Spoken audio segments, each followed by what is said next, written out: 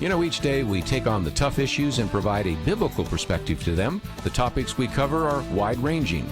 Apologetics, theology, prophecy, creation and evolution, intelligent design, marriage, family, child-rearing, the millennial generation, trends in society, politics, economics, business, religious liberty, the Constitution, public policy, foreign policy, military policy, tensions in the Middle East, abortion, homosexuality, pornography, sexual ethics, media, technology, history, and America's godly heritage. We talk about anything that affects your faith, your family, or your freedom. So don't go anywhere, because Point of View starts right now.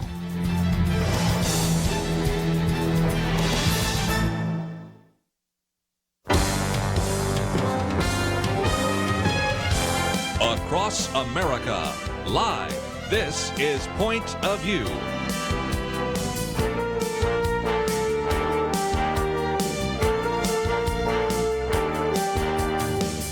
And now, Kerby Anderson. Thank you for joining me. Today we're going to spend some time, if we can, first of all, talk about the pandemic, then we'll talk about opening up the schools. And before we're done, I've got a very interesting piece done by our friend Victor Davis Hanson on the new old Barack Obama. So that will cover the first hour. John Yoo will be with us in the next hour. Defender-in-Chief is his new book. He is a professor of law at the University of California at Berkeley, an individual that has served in the Bush administration, and I think does a very good job of helping us understand some of these cases of involving the Trump administration or Donald Trump himself, and looking at that from kind of a constitutional legal issue. And I think you will appreciate some of that conversation, which will take place next hour. One of the articles I've posted here reminds us that maybe we're seeing the light at the end of the tunnel. And that is the fact that the article that I've posted here, lowest single day for coronavirus cases. And it actually looks at the fact that on Sunday, now we find ourselves here on Tuesday, so we have a little bit more to look at. But on Sunday, we had less than 50,000 new cases, 49,600. But still, that was significant. And again, that's the smallest number since 28 days ago on July 6th, when the country reported 41,000 infections. And since then, we've seen a drop as well. So is it possible that we're seeing the trend going in the right direction? I think that it is. You wouldn't know that by the interview that was done with Donald Trump by Axios. We may get to that a little bit later, but right now, let me just simply look at the fact that the United States reported more than 47,000 new cases on Sunday, the smallest daily one there. And if you look at the additional changes that have taken place over the last 24, 48 hours, that all seems very significant. The fall in the number of new cases came on the same day when Dr. Deborah Birx, I'm going to come back to that in just a minute, who is one of the response coordinators for the White House Coronavirus Task Force, warned that the pandemic had become more widespread than when it first emerged in the United States. So these are both equally true issues. One of the things that I've been struck by is in a world where sometimes people want to believe both and, at the same time, on things that are impossible to do. It's called the law of non-contradiction. If A is true, the opposite of A cannot be true at the same time in the same way.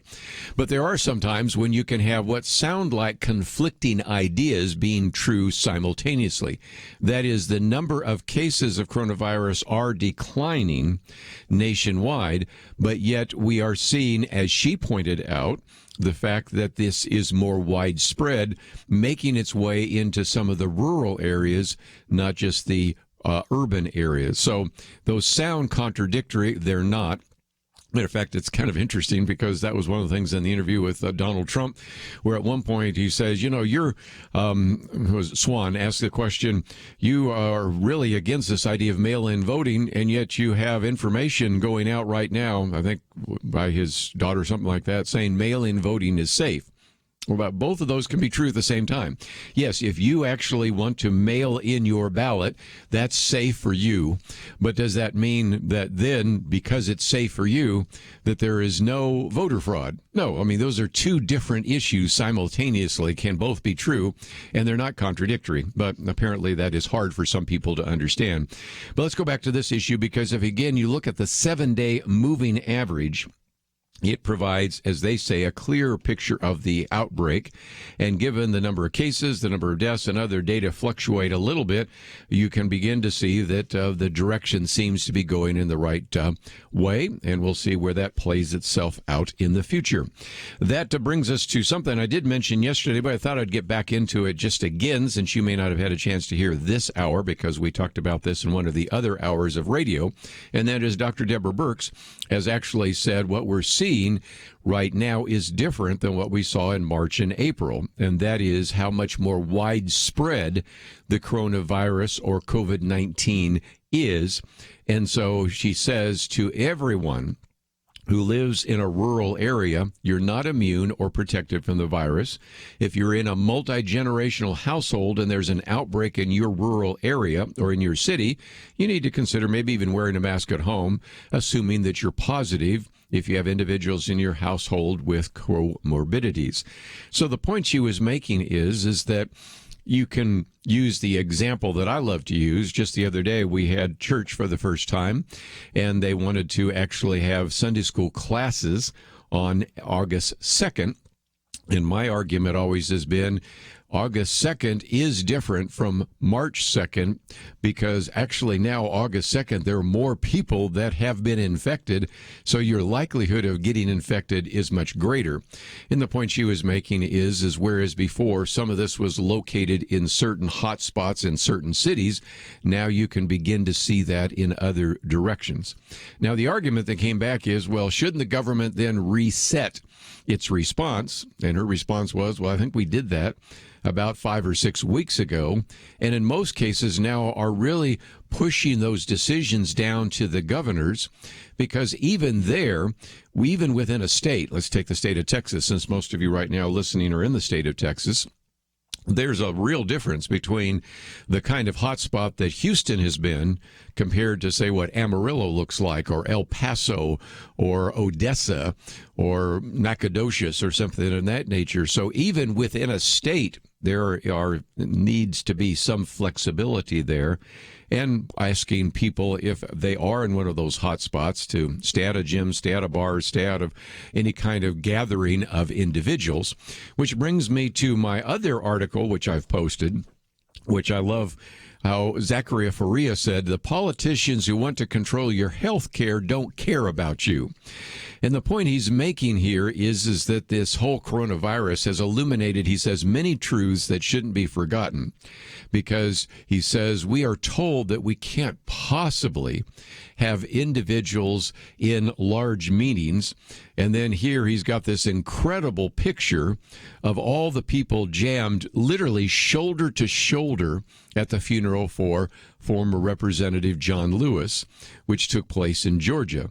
So on the one hand, you are told that you cannot have more than 50 people together unless they're very socially distanced.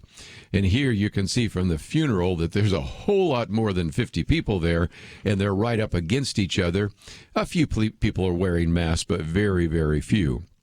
And so, again, it gets us back to the point he makes. You have the Washington, D.C. mayor basically saying the funeral for John Lewis is essential, and so attendees in Atlanta do not have to quarantine after they return back to the nation's capital. Whereas imagine if you were at a place which is considered a hot spot right now, you would certainly have to quarantine. And, of course, then what we have in this particular piece that we've posted as well by Zachary Faria is you look at all the protests, the Antifa Black Lives protests, again, encouraged, actually considered acceptable, not a concern at all. But if you want to get together in your church, it's a really difficult issue. And the picture here is posted by an individual that said, my dad wasn't important, so it's okay to limit my dad's funeral to 10 people. And then it shows a picture of the funeral for John Lewis. It's going to be harder and harder for people to take seriously those people in positions of political leadership when they have been so hypocritical about things like the coronavirus. We'll be back right after this.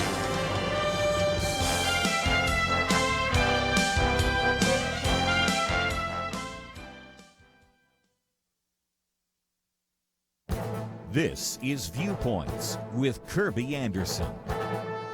Theologian Keith Madison recently decided to delete his Facebook account. Years ago, he deleted his Twitter account. Well, there's nothing unusual about what he did. I appreciated his blog post that provided a thoughtful explanation for why he did it. He talked about a phenomenon he called the Jekyll and Hyde effect, and then apologized if someone else already coined this term for this phenomenon. He said that he hadn't seen it used elsewhere, but he also acknowledged that he doesn't get out much. No doubt you know what he's talking about. He explained, you see people writing things in tweets and Facebook posts and in comments about such posts that they would never say to the face of another living human being.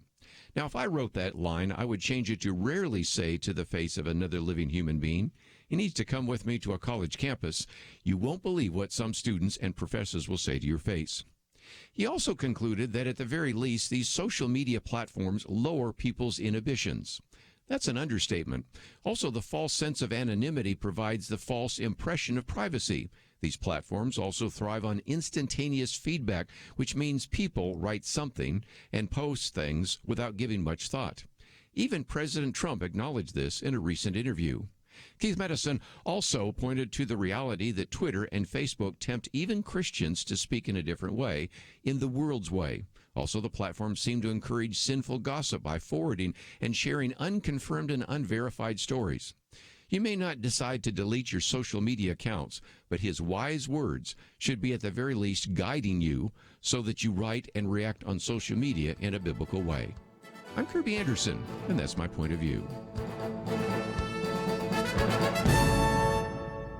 For a free copy of Kerby's booklet, A Biblical View on Socialism, go to viewpoints.info/socialism. That's viewpoints.info/socialism.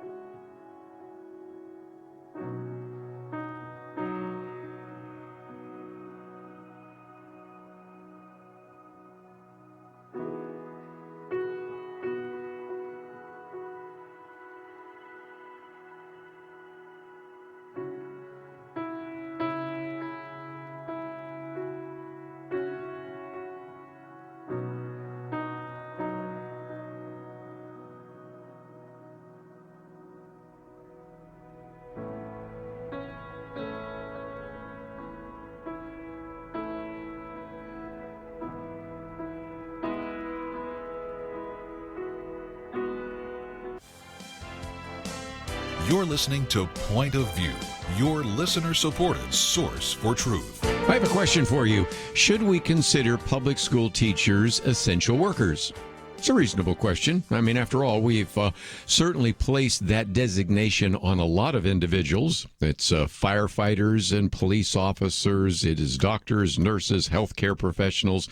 It's also been used to justify having individuals working in grocery stores, delivering packages, working in meat processing plants, drivers, on and on and on. What are essential? And I think it is, a very good question that really Mark Thiessen and Rich Lowry ask, and then we'll get back to some of the other articles I've posted here. In Washington Post, for example, Mark Thiessen's been on the program with us before, said that this week public school teachers in the District of Columbia marched to protest opening schools next month, placing fake body bags outside the school district's office. They had signs that said things like, "Rest in peace, favorite teacher," "Killed in the line of duty," "How many more will you let die?" And, of course, just a lot of protest. Of course, here in the state of Texas today, we have a number of school districts that are opening up, and most of those will not. And so, again, what Mark Thiessen says is maybe they should have brought signs that says, "I'm not essential," because that's sort of what they're telling us that. And he says, at the height of the pandemic, millions of grocery store clerks, factory workers, food processors, truck drivers, railroad workers, mass transit workers, sanitation workers, utility workers, police officers, and firefighters showed up for work because it was what? Essential for them to do so. Are teachers less essential than these professions? Apparently they think so. And he says they're wrong. First of all, evidence suggests that greater harm is being done by keeping children out of school than opening them up. And I'll talk about some of that in just a minute. But you don't have to take our word for it. I will in just a few minutes quote from the American Academy of Pediatricians, and they are certainly arguing that we need to have in-classroom education. The New England Journal of Medicine is quoted here by Mark Thiessen, who said that children living in poverty, children of color, English language learners, children with diagnosed disabilities, and young children face especially severe losses. And it's not just those deficits, which would reduce future income and job prospects for many of these kids. As we have talked about off air, let me talk about it on air, many of those same kids depend on the schools for food and even health services. It's also been a great place, this is not in the article, but I'll add to it, for screening. Some of these kids may be abused, and we, through a school nurse, can pick some of that up, but they're not there to be seen. And, of course, then you have the problem of working-class parents who don't have the luxury of telecommuting, and they can't work if their kids are not in school, or they have to come up with some kind of arrangement. And so the point that Mark Thiessen is bringing is that the reason we shut down the schools in the spring was because in previous pandemics, children were oftentimes the most vulnerable group. We now know something very different. We now know that children are the least vulnerable to COVID-19. New York City, which was at the epicenter of the pandemic, reports just 16 confirmed or even suspected deaths. I think that number's high, but okay, we'll say either confirmed or suspected under the age of 17 in all of New York City, almost all of whom had an underlying illness, what's called a comorbidity.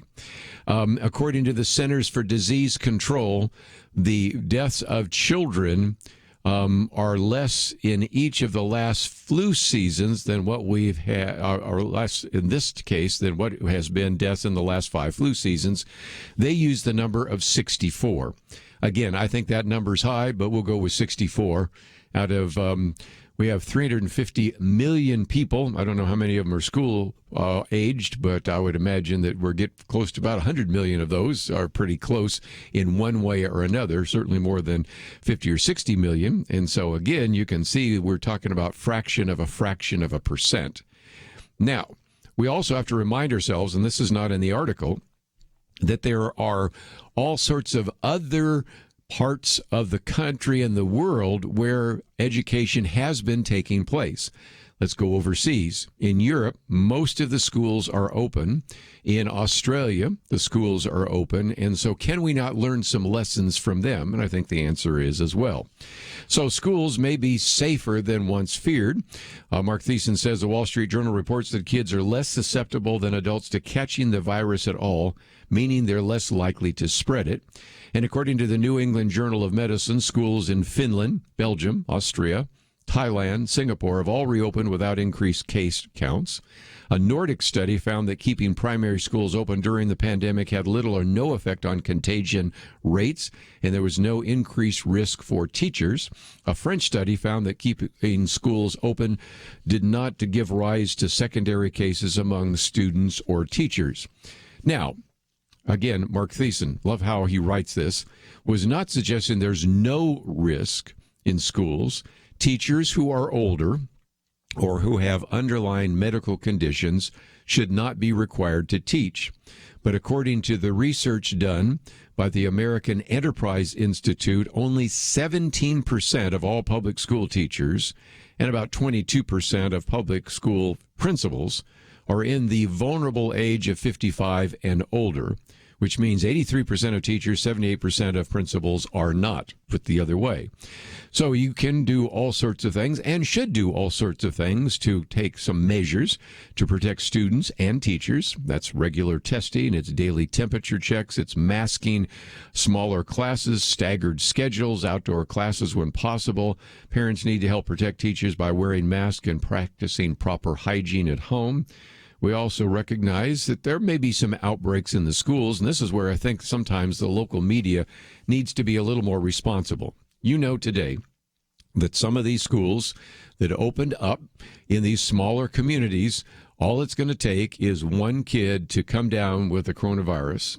And what's going to happen? It's going to be it'll be the lead story, probably at Channel 8, because they just love this stuff, but wherever it might be. And so as a result, you're going to then overemphasize the danger and underemphasize the safety. And so that's something that I hope at least some of our media practitioners take seriously and put some of that in some kind of perspective. But again, as Mark Thiessen goes on to say, something we talked about yesterday, and I even have a commentary coming out next week, online learning is no substitute for face-to-face instruction. The New York Times, though, reports that many teachers' unions are also fighting to limit the amount of time that teachers are required to be on video over the course of a day. If public teachers don't want to teach, there's a simple solution: let parents take the money and enroll their kids in private or parochial schools that do. But again, there are some inherent difficulties with online education.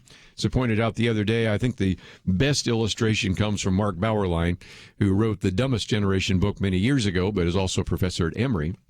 He says the problem with this is the same tool or device that is used by kids to text, to watch videos, to play video games, to order food, to tweet, and to engage in all sorts of diversion is the same tool now that's supposed to be used to read, write, and take tests. And you just aren't going to change that behavior anytime soon. And as a result, you aren't even going to be able to be assured that the students are even paying attention. The computer may be on, they may have minimized the screen, and they may be interacting with their buddies, they may be watching a video, they may be doing all sorts of things, but they aren't necessarily there in their seats watching the video and learning. And so Mark Thiessen ends by saying, nobody's forcing anyone to teach. But that's not what the teachers' unions want. They want taxpayers to continue paying teachers for not doing their job. And he says, look, no profession is without a risk in this pandemic. Just think of the risks that people working in a grocery store, people working in a hospital, people going out and delivering packages every day have had to address as well. But plenty of Americans in high-risk professions are showing up for work because they perform what are considered essential services. So the question I have is, should we consider teachers to be essential? When we come back, I'm going to read another piece from Rich Lowry, because he also then takes on not just the teachers, but the teachers' unions. And so I think that's important as well. And then a new survey that just came out shows that 82% of parents are more worried about sending their kids back to school than ever before. And so a very significant number of them are saying, we're really thinking about homeschooling. So this may just change the whole nature of Christian schools, parochial schools, and homeschools because of the pandemic. So we'll see how that plays itself out. But let's take a break. When we come back, maybe you have some thoughts about this. We now have some kids actually in classrooms today, and many more, but not a whole lot. What about that? 1-800-351-1212. We'll take a break, come back with more right after these important messages.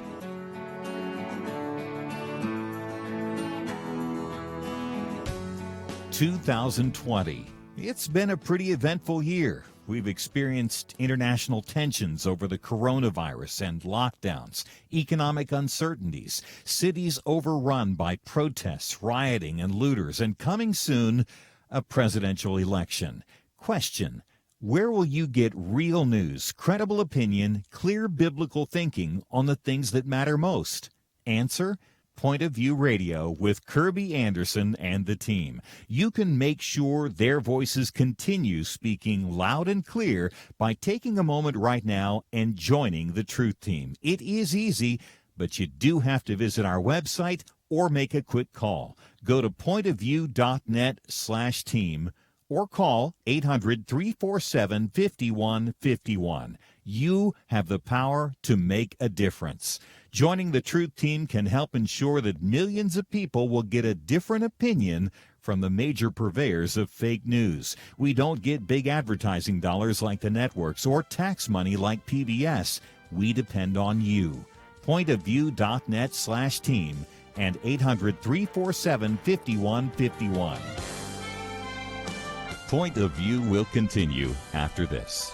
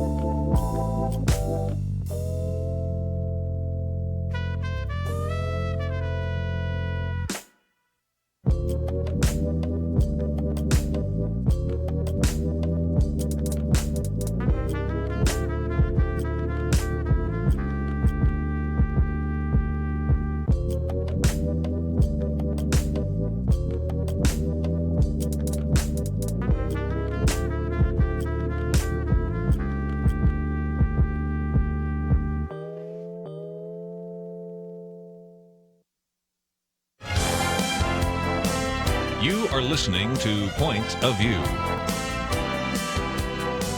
The opinions expressed on Point of View do not necessarily reflect the views of the management or staff of this station.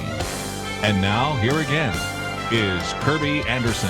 Back once again, if you'd like to join our conversation, 1-800-351-1212. Talking about sending kids back to school. Should we reopen the schools? A few schools will be open. A lot of them will still be doing online learning. And part of the reason is due to the resistance from the teachers, but more specifically, this particular piece by Rich Lowry has to do with the teachers' unions, because as he is writing in the National Review, he says these teachers' unions are actively fighting to keep kids out of the classroom and also at the same trying to limit remote instruction. So I think that's kind of interesting. We don't want the kids in the classroom, but we also don't want the teachers to have to teach on video all day, because it requires, according to the teachers' union, too much time and attention from people who actually I thought were supposed to be dedicated to educating our kids in the first place. But nevertheless, this is the case. And so, first of all, Rich Lowry points out that this has been a difficult time for the labor market. Tens of millions of people have been thrown out of work. But at the same time, he says it's also been an inspiring time. Workers we never would have thought of as essential before. That would be grocery store employees, delivery guys, meat packing workers, and others are kept absolutely necessary parts of the economy operating, even while many Americans were staying at home. And of course, we have the doctors and healthcare workers and others that have put themselves on the line, police officers, firefighters. We owe them a tremendous debt of gratitude, and we cannot thank them enough. But then you have the teachers' unions. So at a time when many individuals who are, by the way, not getting paid as well as your typical teacher, delivery guys, people working in meat packing plants, grocery store people, just think this through. Teachers' unions are doing all they can to make sure that teachers don't go into the classroom. And so that is one of the very significant issues that Rich Lowry points out. He says they have sought to limit their labor while still getting paid at the ultimate cost of the education of kids who may never fully make up the gaps in the learning during their time away from the classroom. Let's again cite some experts in this regard. The American Academy of Pediatricians released a statement back in June saying that it strongly advocates that all policy considerations for the coming school year should start with a goal of having students physically present in school. And interestingly enough, there are people that have wanted to endorse that idea, but at the same time have been frustrated because that's essentially what President Donald Trump and the Secretary of Education, Betsy DeVos, have said. And so on this program, I pointed out that there was a very good piece by some of these eminent scholars at the Harvard University School of Public Health who couldn't bring themselves to say, we agree with Donald Trump. So they wrote it this way: ignore Trump, open the schools. So they're 5 words: ignore Trump, open the schools. They just couldn't bring themselves to say, well, actually, in this case, Donald Trump and Betsy DeVos are right. But at the same time, essentially, that's what they said. They're right, because they point out all of the downside of keeping kids out of school. We've already talked about some of those. One of the downsides is also in this article by Rich Lowry, which I had not seen until I saw his article, because the research, which was published in the New York Times, suggests that the cancellation of classes in the spring cost students a significant portion of their learning for the year. And so as a result, the kids might be 7 months behind the curve. I suspected that. We've always talked about the fact that during the so-called summer slump, if your kids get out in May, of course, I speak up in the New England area, sometimes those kids get out in June and then don't go back to school in September, whereas we tend to go back to school in August. But again, from whatever it might be, June, July, August, or it could be May, June, July, then you lose a couple of months, but you lose more than just a couple of months. Now the estimates are that they're already 7 months behind the curve when you start putting them on online learning. As we point out in this article, that is a poor substitute for being in the classroom, especially for younger kids and especially for all the disadvantaged children that we just talked about a minute ago in the Mark Thiessen piece. So this is why he is simply arguing that, if anything, we should not only tell the teachers that it's time to get back to school, we need to tell the teachers' unions to stay out of the discussion. Is that going to happen? Well, if you are not familiar with this, let me just point out that in less than 2 weeks, we will have the Democratic National Convention. And in a typical convention, when you have delegates there, this time we won't, but in a typical one, the largest contingent of delegates in the room for the Democratic National Convention are from the National Education Association or the American Teachers Union or something of that nature. Usually it's just NEA. And so you can see that there is going to be a very significant political disincentive for any governor, any mayor, any school district, oftentimes, especially in the blue areas, whether it's blue cities or blue states, to do that. And so as a result, it brings me back to something I mentioned just a minute ago. This is an interesting poll that came out of about 2,000 parents to see how parents are adjusting to the so-called new normal in terms of education. And what they basically have found is that 82%, or 8 out of every 10, or 4 out of every 5, however you want to say it, parents are more worried about sending their kids back to school than ever before. And a quarter say they would not allow their children in the classroom. So you might say, well, even if you could convince the teachers to teach, some of the kids still wouldn't be in the classroom. Well, here, I think we have to come back to recognize that when the teachers are out protesting and saying they don't want to go in the classroom, what chance do you think of the parents feeling comfortable about that? But if indeed the parents see that the teachers say, look, we can do the right things, we can learn from what is happening in Europe and Australia and other places and keep this safe, then a lot of the parents probably would say, okay, we'll go along. But when the fear-mongering takes place through politicians, through teachers, teachers' unions, and even sometimes the local media, then you can see why, of course, the parents are somewhat fearful about sending their kids back to school. But if instead the teachers and the administrators lead the way, you can see something very different. So again, a lot of families are saying that they would not be prepared for the schools to reopen. They have a long list of demands they're creating for educational officials before they would feel comfortable. And again, it could be everything from smaller size to staggering times when we have recess and when we excuse classrooms. Of course, for the younger grades, we've talked about the fact that instead of moving the kids, you move the teachers. And so the teachers move, they could actually have a face shield. They could even be separated from the kids. But there are all sorts of things that can be done and frankly have been done in other areas of the world. But we find ourselves right now, because of so much fear, generated, I think, in part because it's an election season. Parents don't want to go to their kids to go to school, and more of them are really considering homeschooling. So that's another prediction that I've made before. Matter of fact, my prediction yesterday in the commentary I wrote was the end of college as we know it.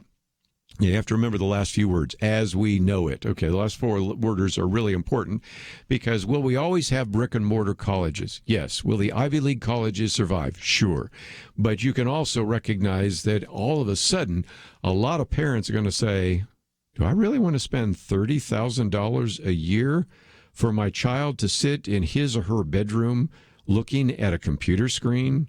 And the kids are going to be starting to say, do I want to do that? If I'm going to be doing online classes, there are other individuals and other institutions that for a fraction of the cost do a very good job of online education that have been doing it for years and have better graphics, better interactive kinds of focuses, and I can graduate for a fraction of the cost of a brick and mortar college. And so we're already starting to see this right now. Some of the colleges are offering up to $9,000 as a rebate because they recognize they just cannot get away with charging that. And I have a commentary coming out next week when, again, this comes from the American Enterprise Institute. I do love our people at the American Enterprise Institute. They went back and looked at the online education taking place right now and calculated that actually we're only getting about 38 cents for every $1 educational outlay. You could literally cut the cost of education right now if we're going to go to online learning in half and still do pretty well. Now, will we cut those costs? Will you see that in lower property taxes? Don't think so. But I think it just illustrates again how, in some respects, everybody wants their cake and they want to eat it too. The teachers want to teach less on video and they want to still get paid the same amount. The school districts still want to get the same kind of financial resources when they're providing a product that is obviously quite inadequate. Anyway, let's take a break. We got a lot more to cover. We will do so right after this.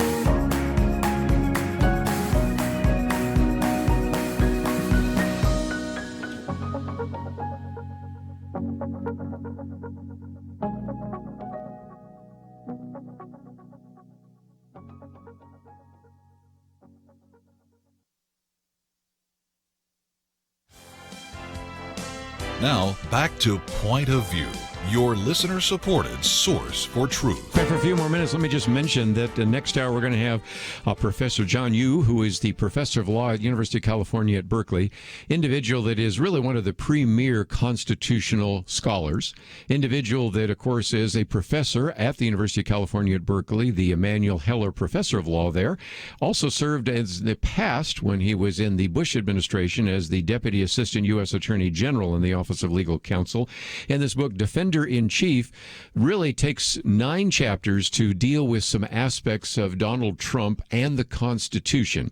In most cases, he tends to be somewhat of a defender of some of the actions taken by Donald Trump. In a couple places, which I will point out, disagrees with the president. And in one case, he even disagrees with some things that I've had some controversy about with Kelly Shackelford. So it would be kind of interesting, and I trust his evaluation better than my own. And so I think you'll appreciate it.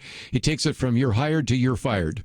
You're hired is the Electoral College. Then we get into everything from immigration and the swamp and questions about executive privilege and all that, all the way to you're fired to the impeachment. So 9 chapters. We'll do our best to try to cover as many of those 9 chapters as we can in the next hour. And you'll learn some things about Donald Trump. You'll learn some things about the Constitution, and I think we'll all be better for it. So I'm looking forward to it. Speaking of that, the individual that sat in the Oval Office before Donald Trump, Barack Obama. And the third article here is by our good friend Victor Davis Hanson. He calls it the new old Barack Obama because he, like a lot of us, predicted that probably we would hear quite a bit from Barack Obama. We thought that in some respects, as he was setting up an office very close to where the executive office building was, that just as soon as Donald Trump would say something, the media would run over to Barack Obama and ask his opinion, and he would just be kind of debating Trump through all these 4 years. That really hasn't happened. But Victor Davis Hanson said from time to time, though, Barack Obama ventures from his hilltop seaside. It's a $12 million estate that he and Michelle Obama own at Martha's Vineyard, or his Tony, Washington, D.C. home, which is another $8 million a mansion to lecture the nation on all of its racist sins, past and present. And that was in full display at a funeral for John Lewis. Now, as I've pointed out before, there are some times in which funerals have turned into pep rallies. Probably the best example happened in 2002. Paul Wellstone turned into really kind of a Democratic pep rally. Some people might say that the John McCain was maybe like that, but most of the time you would be horrified if you are actually having a memorial service for your grandfather, for your uncle, for your father, for your mother, whatever, and it then was just full of political talking points. And, of course, that's exactly what happened when former President Barack Obama stood in front of that gallery of individuals during the funeral for John Lewis. So, anyway, Victor Davis Hanson uses this to point out that there are the same old tricks that were used by the previous president. One of those he calls fantasy, because he says Barack Obama knows that the Trump administration's use of federal marshals to protect a federal courthouse in Portland from nonstop street efforts to burn it down, along with its occupants, is not analogous to Democrat Alabama Governor George Wallace, who, by the way, he reminds us, was an honored speaker at the 1972 McGovern Democratic Convention. So you can see that, first of all, there's always a convenient ignoring the fact that he was a Democrat, and he was even honored as recently as 1972, because he ran, of course, in 1968, but ran again and was honored at the 1972 George McGovern, probably one of the most liberal individuals to run for the presidency, Democratic Convention. He goes on to say that Barack Obama knows that asking for an ID at the polls in the fashion of cashing a check, buying a beer, or getting a prescription filled is not racist, but nevertheless, that's how it was portrayed at the funeral. Barack Obama knows that if there are voting irregularities in November, they will come mostly from the left and through the very mail-in balloting and vote harvesting that they advocate. He also goes on to say Barack Obama knows that making Washington, D.C. and Puerto Rico states is simply a way of gaining 4 automatic left-wing senators to take back the Senate. And Barack Obama knows that what he now suddenly calls a Jim Crow relic, that is the Senate filibuster, as a traditional and bipartisan lever.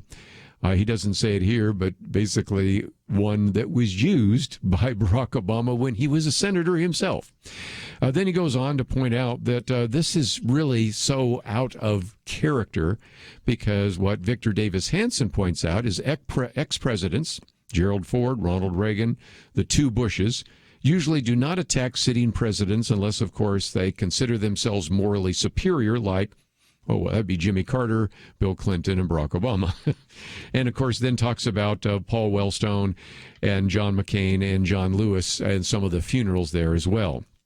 But again, he also is just struck by kind of the irony, if you will, even the hypocrisy, because as Victor Davis Hanson points out, when the truth is finally known, the nation will learn, he says, that the Obama administration was one of the more corrupt in history by politicizing the IRS and the FBI, surveilling the media, unmasking and leaking the names of U.S. citizens swept up in a likely illegal surveillance, destroying the sanctity of the FISA court and spying on political campaigns. And a lot of this is going to come out with the investigation being done under the Attorney General right now, Bill Barr, but also by John Durham. And, of course, when Barack Obama laments our Bull Connor America, it points out that if indeed this was so important, why is it when the president had a veto-proof Democratic Congress in 2009, he didn't demand an end to the filibuster. He didn't call for statehood for Puerto Rico. He didn't call for statehood for Washington, D.C. He could have pushed through a lot of that and simply did not. So you can read through this because it's on for many pages, and I'm just giving you a few of the highlights that I thought were interesting. But Victor Davis Hanson at the end asks this very good question, and it's a question I've been thinking as well. Why is Barack Obama emerging right now with greater frequency? He says a couple of ideas. First of all, he's made his millions, tens of millions. Now being a multimillionaire several times over, he can kind of dabble in politics, maybe. He says another idea is that the party, the Democrat Party, has moved hard left, and he now rues that he did not lead this cultural revolution when he was actually president. That's a possibility. Another possibility that Victor Davis Hanson says he may resent the fact that the squad, Alexandria Ocasio-Cortez and some of the others, have actually usurped the hard left brand and maybe even tarnished it a little bit and wants to really refocus it a little bit. Or probably most likely he thinks that former Vice President Joe Biden can win, and that means that he can be part of a winning action that might be the case. But the problem with that is most of us, as we've talked about even yesterday, Joe Biden needs somebody that's going to create some enthusiasm, some energy, and more importantly, be seen as a trusted person that could make wise decisions.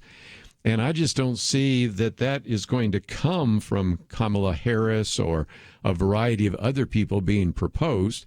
So at the very end, this really caught me by surprise. Victor Davis Hanson says, I think this may be the actual reason why Barack Obama is getting involved, because he wants Michelle Obama to be the vice president, the most popular woman in today's polls, who could then rescue the Democrats, unite the party, and finish out an Obama 16-year term. It's a fascinating piece, and it is the third article we've posted on the website, and I didn't see that coming, but it was fascinating to me to maybe suggest why all of a sudden, out of the blue, we're hearing from former President Barack Obama. And I suspect we'd hear a lot more from him if indeed his wife, Michelle Obama, ended up being the vice president. We'll see how that all plays out. Let's take a break. We've got a lot more to cover right after this. Having civil conversations about important issues seems to be harder and harder. Various media outlets tell people what they should believe, why they should be outraged, and getting people to actually think, well, it can be difficult. Whether it's the gospel, tax issues, social policy, or just about anything else, you need to have solid information and clear thinking to address the hard issues. You need God's truth applied. And that's what you get in less than 2 minutes with Point of View's Viewpoints Commentary, a daily resource to help you be informed and think through the things we need to be talking about. It is free and will arrive in your inbox each day when you visit pointofview.net/signup. Sometimes we know we should say something, but we're silent because we're not quite sure what to say. Viewpoints Commentary can help you break the silence and change the narrative. It can make you a more equipped agent for truth. Get your free subscription to the Viewpoints Commentary at pointofview.net/signup. Pointofview.net/signup. Point of View will continue after this.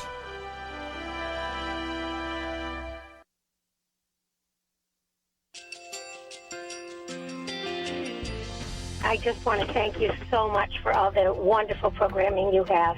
You're just absolutely fantastic. I recently started listening to Point of View, and I really found it interesting because of the different subjects you cover. Thank you for that. I really appreciate everything that you do in keeping us informed. Thank you, Kerby, for everything that you have been doing. I appreciate all the work that you're doing, advocating for the Word of God. Thank you so much.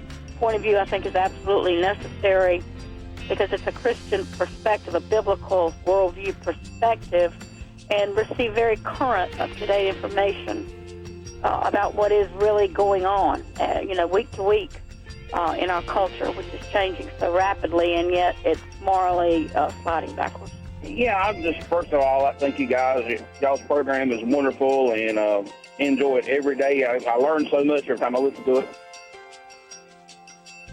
Point of View Radio Talk Show.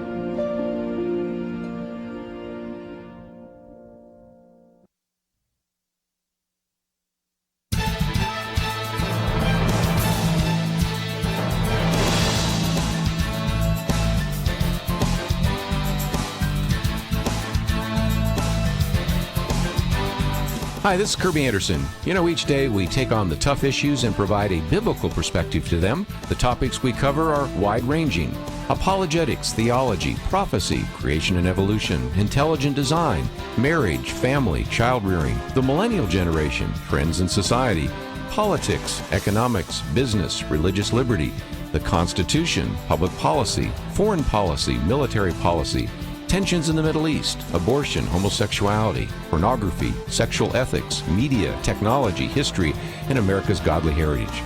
We talk about anything that affects your faith, your family, or your freedom. So don't go anywhere, because Point of View starts right now.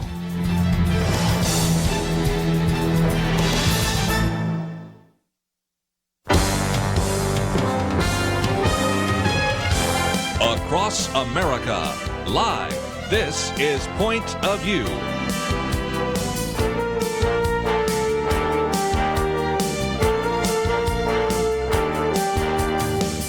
And now, Kerby Anderson. Thank you for joining me today. It is the Tuesday edition of Point of View, and we're just so grateful that you can join us for these 2 hours. Let's, if we can, talk about some of the issues in the news.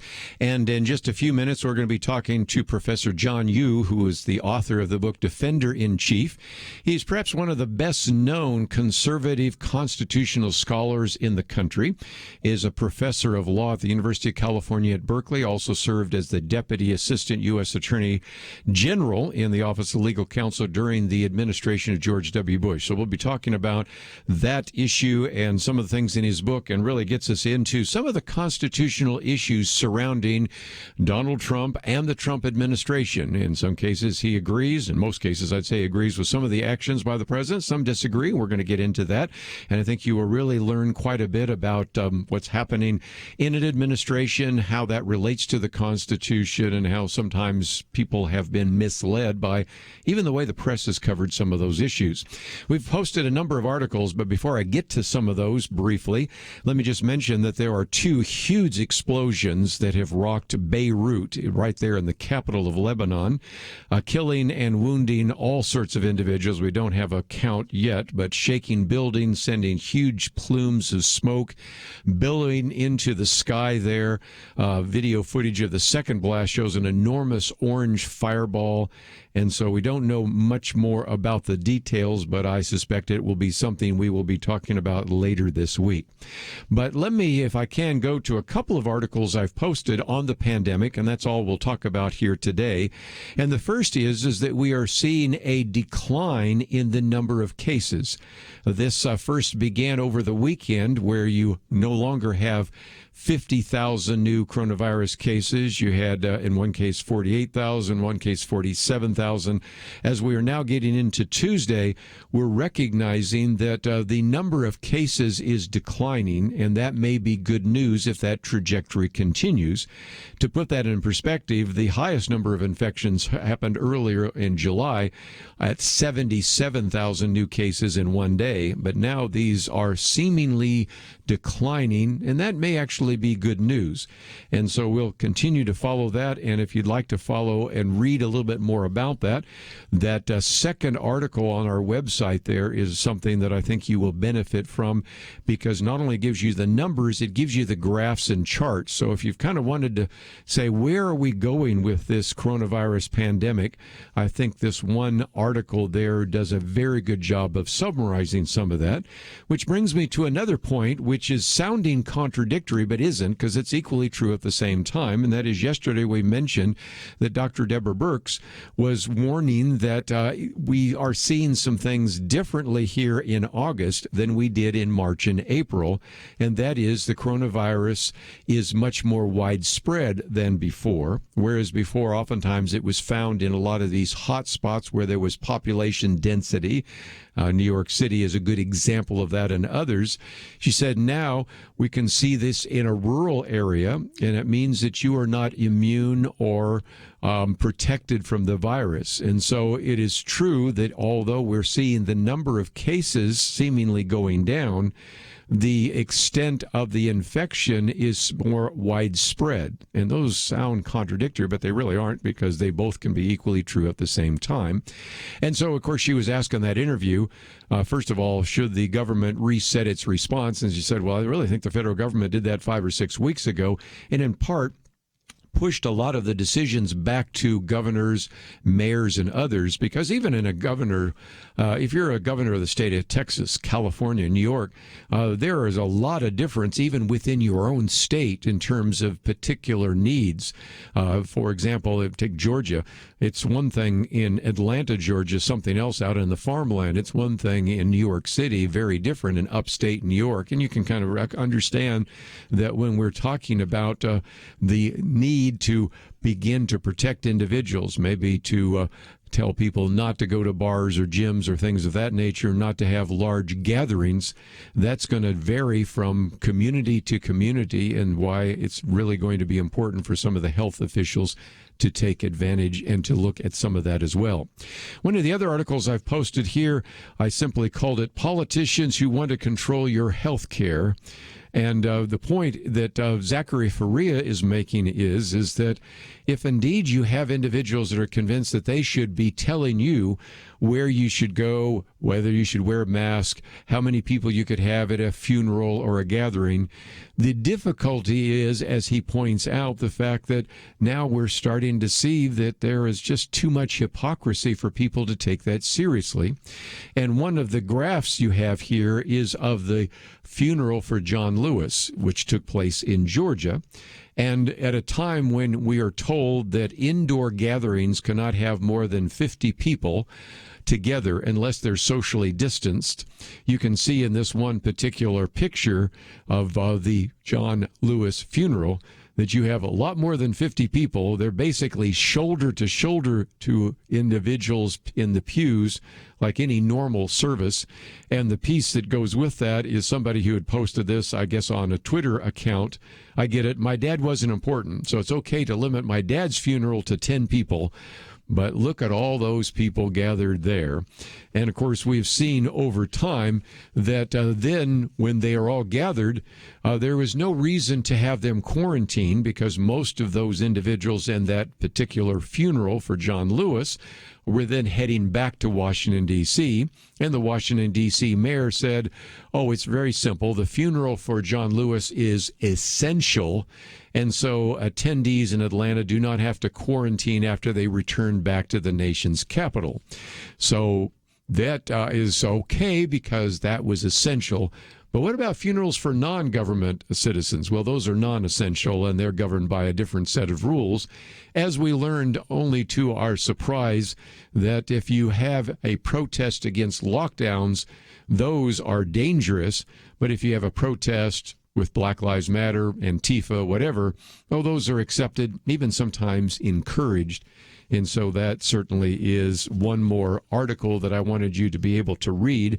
And the last article we've posted comes from our good friend Victor Davis Hanson, which has the interesting title, The New Old Obama. What he does is talk about some of the actual speech which was given by the former president, Barack Obama, in which he points out that in many cases the president knows, for example, that the Trump administration's use of federal officials is not something akin to Alabama Governor George Wallace, that the president is well aware that requiring IDs at polls in the fashion of cashing a check, buying a beer, or getting a prescription is not racist. And he certainly knows that the whole idea of the filibuster, which the Senator Barack Obama engaged in on more than one occasion, is not really a Jim Crow relic. So if nothing else, it's just a good, if you will, critique of some of the statements that were made at the funeral, which, again, is turned into such a political rally, reminiscent of the 2002 Paul Wellstone funeral, which you probably would never want to have happen at a funeral for your grandparents, parents, uncle, aunt, whatever. But nevertheless, that's what took place there in Atlanta. So I thought we would cover that as well. And you can read that on our website, pointofview.net. We come back, Professor John Yoo talking about the Defender-in-Chief. We'll be right back.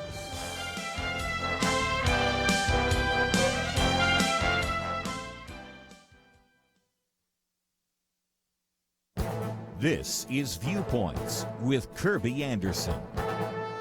Theologian Keith Madison recently decided to delete his Facebook account. Years ago, he deleted his Twitter account. Well, there's nothing unusual about what he did. I appreciated his blog post that provided a thoughtful explanation for why he did it.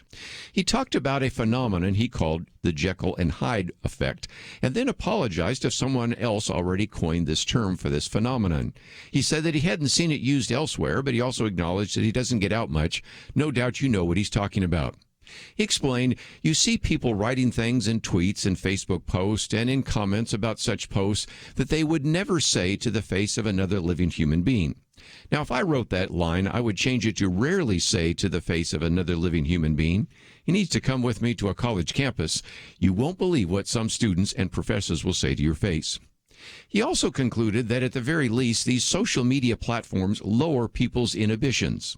That's an understatement. Also, the false sense of anonymity provides the false impression of privacy. These platforms also thrive on instantaneous feedback, which means people write something and post things without giving much thought. Even President Trump acknowledged this in a recent interview. Keith Madison also pointed to the reality that Twitter and Facebook tempt even Christians to speak in a different way, in the world's way. Also, the platforms seem to encourage sinful gossip by forwarding and sharing unconfirmed and unverified stories.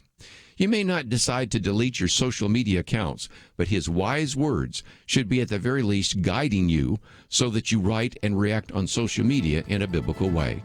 I'm Kerby Anderson, and that's my point of view.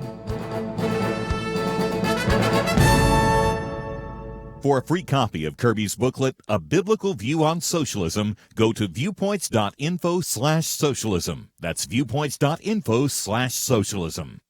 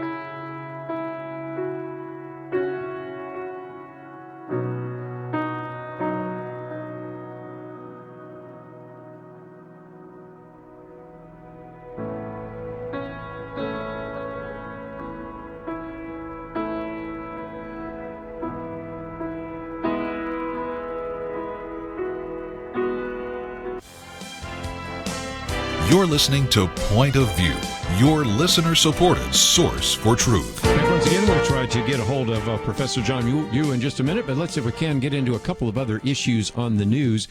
And one of those is with less than 2 weeks before the Democratic National Convention, there has been a big question being raised about why is it that some of these politicians in the Democratic Party have not put more distance between themselves and these violent protesters, because after all, burning a federal courthouse doesn't really sell that well. And that is one of those things that you're starting to see even in the newspapers there in Oregon and a variety of other places. The Oregon Governor Brown herself said to National Public Radio, "We've been very clear that Oregon State Police will protect the federal courthouse. The federal courthouse is critically important to Oregonians. It's a tribute to Senator Mark Hatfield, he stood for peace and he stood for justice." Well, of course, it has not been clear to very many individuals what was actually taking place there as well. And so you have this question about how this is going to affect the perception of voters come November.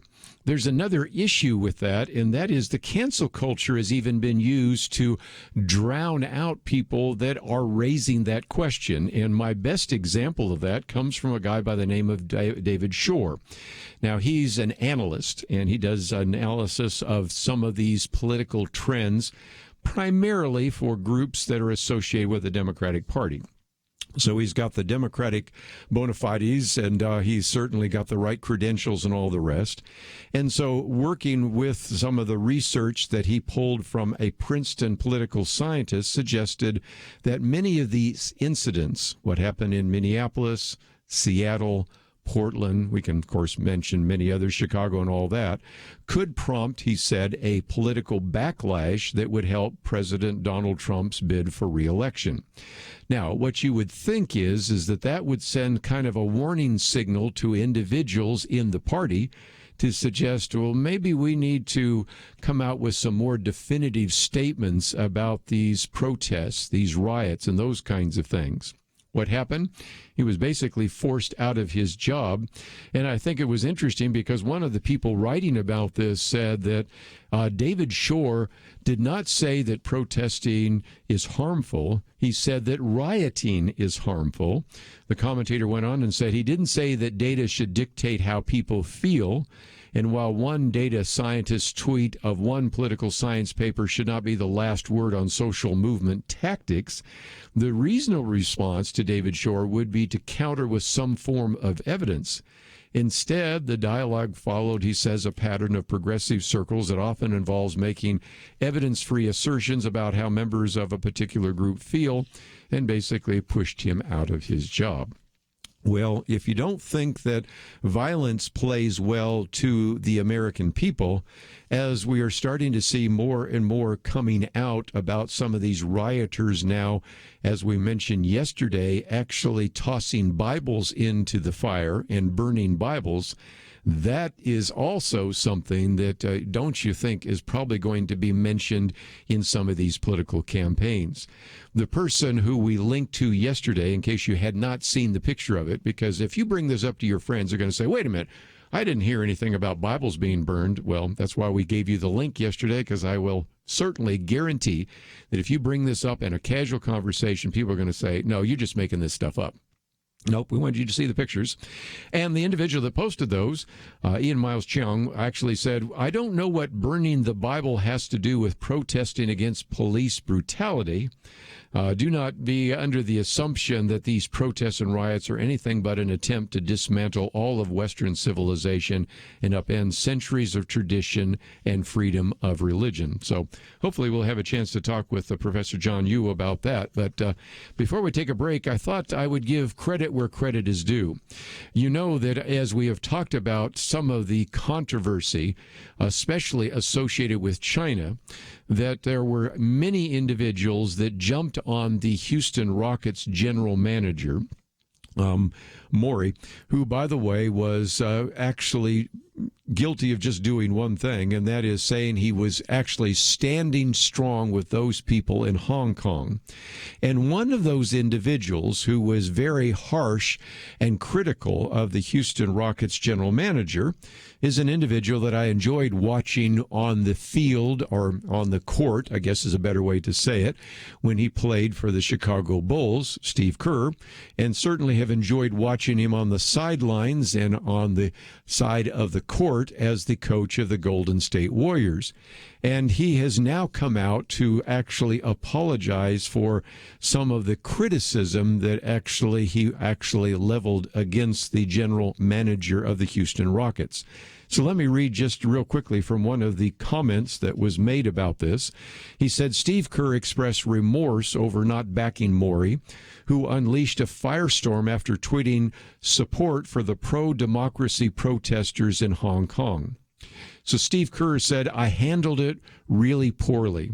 I was frankly sort of tongue-tied. I was sitting there trying to figure out what I'm supposed to say to make sure I don't put the league in jeopardy, but also trying to find the right balance. And I realized it was probably the one time over the years when I haven't just spoken my heart and sort of got caught up in this political hailstorm. It was very uncomfortable because it wasn't a topic I was very comfortable with, and the circumstances were very strange. So again, I appreciate this. You know, the coach of the Golden State Warriors, outstanding coach, outstanding basketball player, and all of the rest. And so, you know, people are quite willing to forgive. Kerr then was asked what he would do differently if given the chance. And he said, first of all, I would back up Daryl That'd be Daryl Morey. I would say Daryl has a right as an American to free speech. He can say anything he wants, and we should support him in that. And that's the main message. And then if you want to get into the depths of a really complex issue, then we can have a conversation.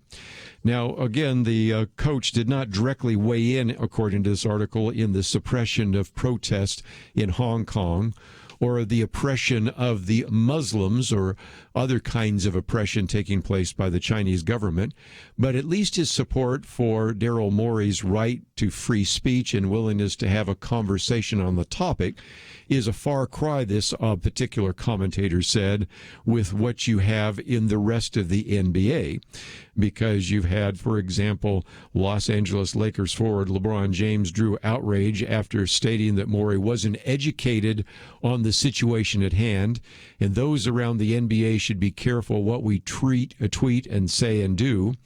And even as recently as a week ago, according to this commentator, Dallas Mavericks owner Mark Cuban declined to weigh in on the oppression and the persecution of the Muslims in China when he was having a back and forth, if you will, Twitter fight with Texas Senator Ted Cruz. So again, Guy Benson in his article puts it this way. Steve Kerr deserves kudos for admitting that he handled this matter rather poorly, which he certainly did. This is a step in the right direction, and he should be commended for breaking with the herd and taking it. Nevertheless, it's not exactly a profile in courage to belatedly express support for someone's basic free speech rights while still ducking the underlying issue. And so, again, Guy Benson says, I wish the Washington Post journalist would have pressed him on his actual thoughts on Hong Kong's crackdown, of the vanishing COVID-19 whistleblowers and the ethnic cleansing and the concentration camps in Xinjiang. In fact, it's pretty telling that the Post reporter did not even touch on the China issue in her piece, while the NBA coaches support this idea of social justice. And the San Francisco Chronicle writer, whose work is quoted, couldn't help but note the omission. This is what they said in the San Francisco Chronicle. Buckner's article makes no mention of the league's spat with China, a notable omission given Kerr's, it'd be Steve Kerr's role in the incident and the recent high-profile feuds centered around the charges of hypocrisy that the league goes all in against police brutality and the systemic racism at home while turning a blind eye to human rights abuses in China due to the league's financial interest. So if nothing else, this is a double standard. The media apparently doesn't want to cover it. There was no follow-up question, but let's give credit where credit is due. The coach of the Golden State Warriors, Steve Kerr, was very critical of Daryl Morey. He's not so much now, and at least acknowledges, I've got to give him at least partial credit for the fact that, okay, we should have free speech. And for those of you that aren't watching the NBA, I've tried to watch parts of a few games, and I'm kind of giving up. The kneeling's bad enough, but then it's just not the same when it feels like and looks like an exhibition game. So as much as I love the NBA, it's just really hard to watch those games. And when you got the kind of statements being made by LeBron James and Steve Kerr, it's kind of easy to go find something else to do instead. Well, let's take a break. We've got a lot more to cover, and we will do so. If you'd like to find some of the articles we've just mentioned, they're on the website, pointofview.net. We'll be back right after this.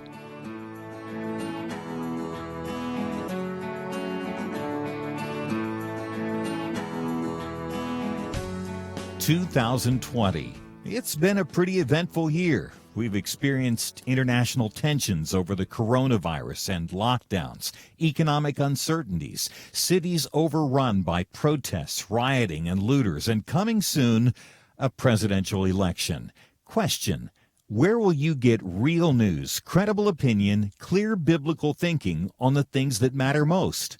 Answer: Point of View Radio with Kerby Anderson and the team. You can make sure their voices continue speaking loud and clear by taking a moment right now and joining the Truth Team. It is easy, but you do have to visit our website or make a quick call. Go to pointofview.net/team or call 800-347-5151. You have the power to make a difference.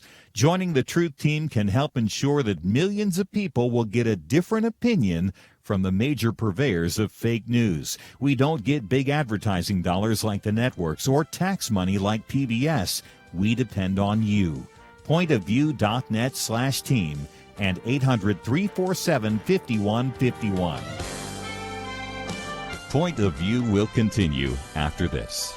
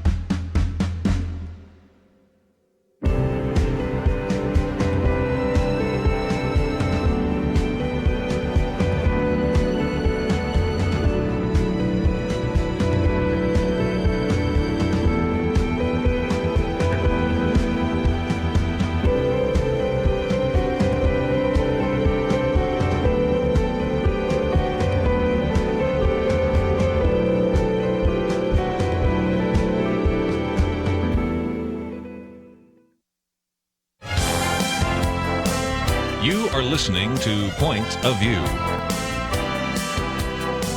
The opinions expressed on Point of View do not necessarily reflect the views of the management or staff of this station. And now, here again is Kerby Anderson. Back once again, if you'd like to join our conversation, 1-800-351-1212.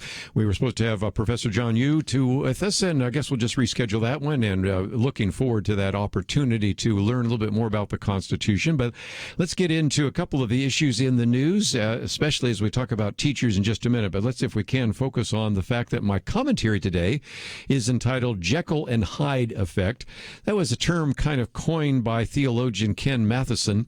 And he actually explained in a blog post why he decided to delete his Facebook account. He had, years ago, had deleted his Twitter account. And he actually came up with this phrase because he sees that in some respects, people online, especially in social media, he says, would actually say things in tweets and Facebook posts and in comments about those posts that they would never say to the face of another living human being. In my commentary, I say, well, if I wrote that, I'd say rarely, because I need to maybe bring him with me to a college campus. You can't believe some of the things that students and professors will say to your face. But okay. But I understand what he's getting at there, and that is there is a sense in which some of these social media platforms lower people's inhibitions. Sometimes there's this feeling of anonymity, so that provides sort of a false impression, he says, of privacy. Oftentimes these particular platforms thrive on instantaneous feedback, and people sometimes post things without giving thought to how they would be perceived. Even President Donald Trump recently in an interview, when asked about if he regretted some of the tweets, pointed out, when you would write a letter, sometimes you'd set it aside before you'd mail it, or even before you mail it, it'd be on your desk and you say, I probably need to not say that. And yet the instantaneous nature of the tweets, which he certainly has illustrated only so well, is the case. And so the point I'm making is not that I'm calling for you to delete your Twitter account or Facebook account. You may not even have one anyway, but if you do keep one or have one, maybe just take some of his wise words to consider this, because he even points out that Christians oftentimes on Twitter and Facebook and other formats like that speak in a different way, more the world's way of speaking. Sometimes they even, he says, encourage sinful gossip by forwarding and sharing unconfirmed and unverified stories. So it's a wise warning for a lot of us, and I take that seriously and thought I'd pass it on to you as well. My commentary yesterday, which we never really had a chance to talk about, is called The End of College, basically as we know it. Those last four words are really important, as we know it. The prestigious universities, of course, they're going to survive. But let's just recognize that, as Stephen McBride mentions in the piece that we have linked, as early as 1980, as recently, I guess I should say, as 1980, you could get a 4 years bachelor's degree at some colleges for $10,000.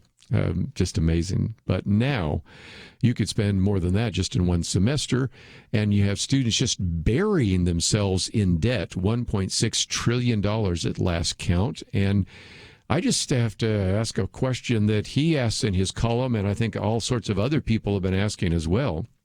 Are students and parents going to put up with this?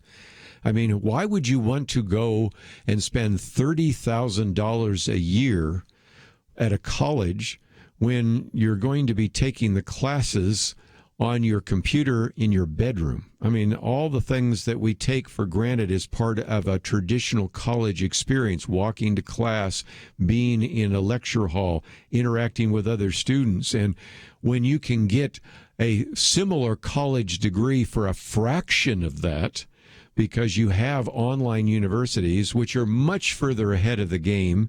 They can even take the time to hire some of the best, most instructive teachers and professors, because they're not looking for research professors. They're looking for people that are actually good teachers. And they can accompany that with the best graphics, the best videos, the best interactive features. And you can get that for a fraction of the cost of brick and mortar schools. So I recognize the prestigious schools, they'll probably still around because they have a brand. But I think when the dust settles, there are a lot of people that are going to start saying, I'm not going to go off to college and incur that much student debt if I'm going to be watching this online. And, of course, a lot of other things will fade away. Some of the liberal socialist indoctrination will fade. And so that's just another issue to pay attention to. Which brings me to a point I wanted to focus on now, and that is, as we mentioned just recently, this whole issue of online learning, as effective as it might be at the university, even though it's very expensive, is still unbelievably ineffective the younger you talk about some of these kids that are supposed to be educated. And Mark Bauerlein, who's been on this program with us before, we've talked about his book, The Dumbest Generation, professor at Emory University, says, the biggest problem we have, as I've mentioned before, is that the tool that students are expected to use is one that they use to play video games, share photos, watch shows, and check Instagram, send messages, order food, get directions, and tweet. And so even for the most dedicated students, it's going to be hard to get them to refocus on using computers now for reading, writing, taking tests, and submitting schoolwork.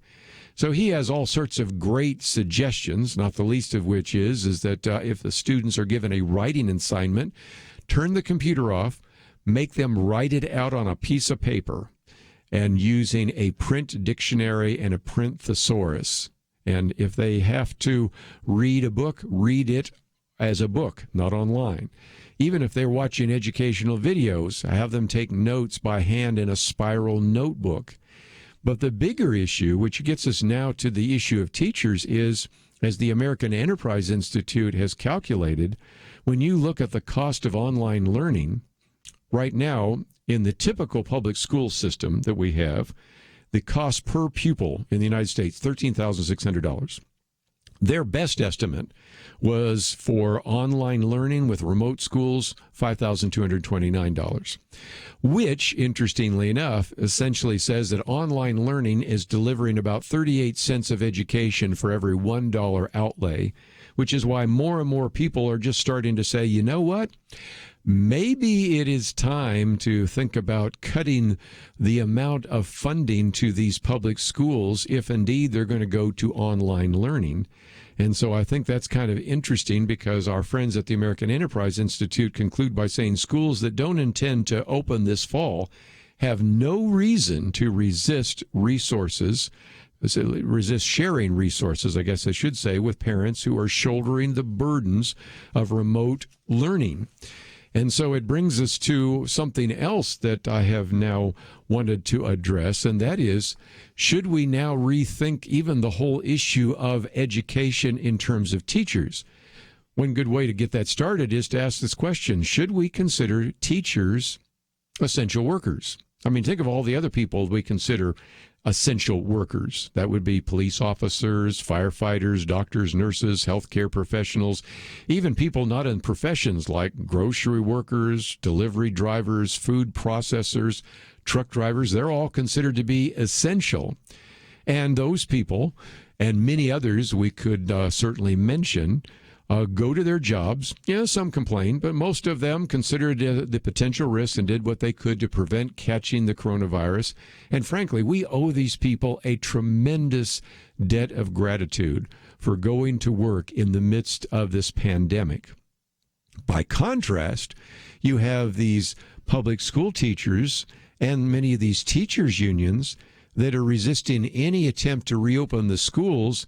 And now you're even starting to see more and more of these protests. After the break, I'll give you an example of one of these protests, which just kind of makes you shake your head. And then even not only saying we don't want to open the schools, but we also want to limit the number of hours a teacher can be online. And you've got to have some really important questions about some of this as well. If you say, well, this is just too dangerous, well, the American Academy of Pediatrics actually said that we should have a goal of having students physically present in the schools. Moreover, the New England Journal of Medicine editorial, children living in poverty, children of color, English language learners, children with diagnosed disabilities, and young children face especially severe losses.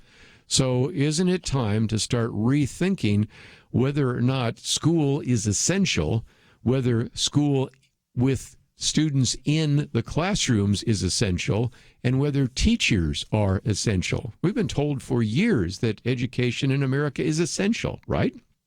Well, what about that?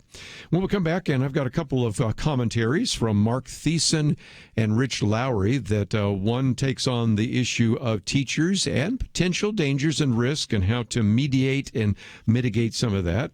And then Rich Lowry takes on some of the teachers' unions. And if you have some thoughts or comments, 1-800-351-1212. Let me also mention that next hour we have Michelle Watson-Canfield with us. We really looking forward to that interview. A very enthusiastic individual. Sorry we don't have Professor John Yoo, but we'll come back and talk about teachers and teachers' unions right after this.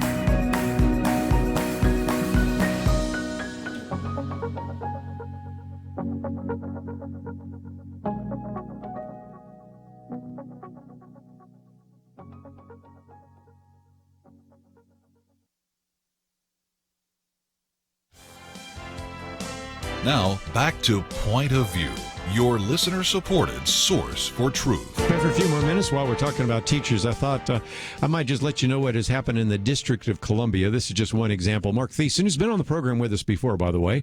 Schools aren't that risky and teachers are essential workers. We must reopen. That was a piece that he wrote in the Washington Post. And he said, this week, public school teachers in the District of Columbia marched to protest opening schools next month, placing fake body bags outside the school district's office. They brought signs saying, "Rest in peace, favorite teacher.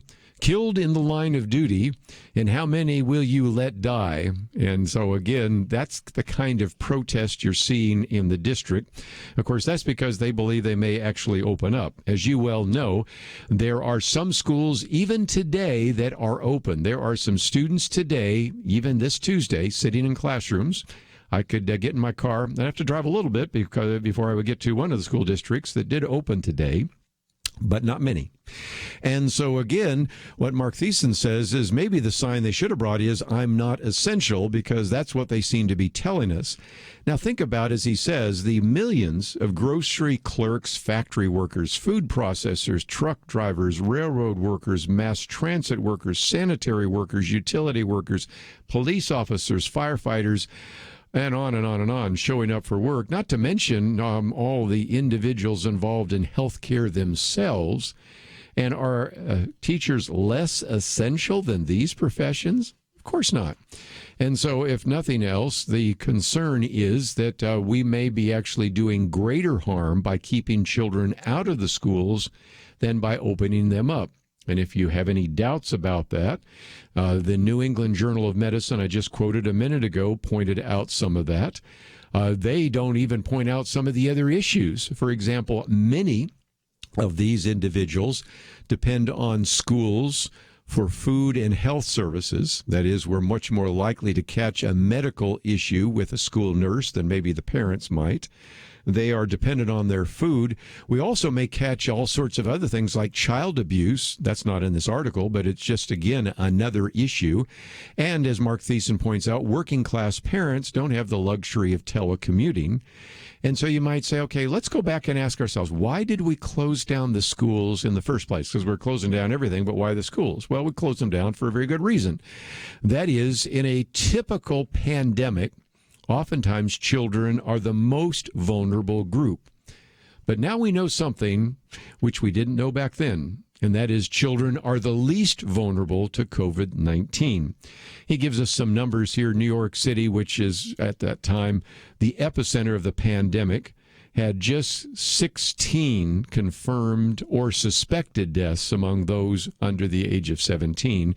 And I will underscore the word suspected because I'm not even sure that many were, but nevertheless, that is the case. And even of those 16, almost all of them had an underlying illness of some sort.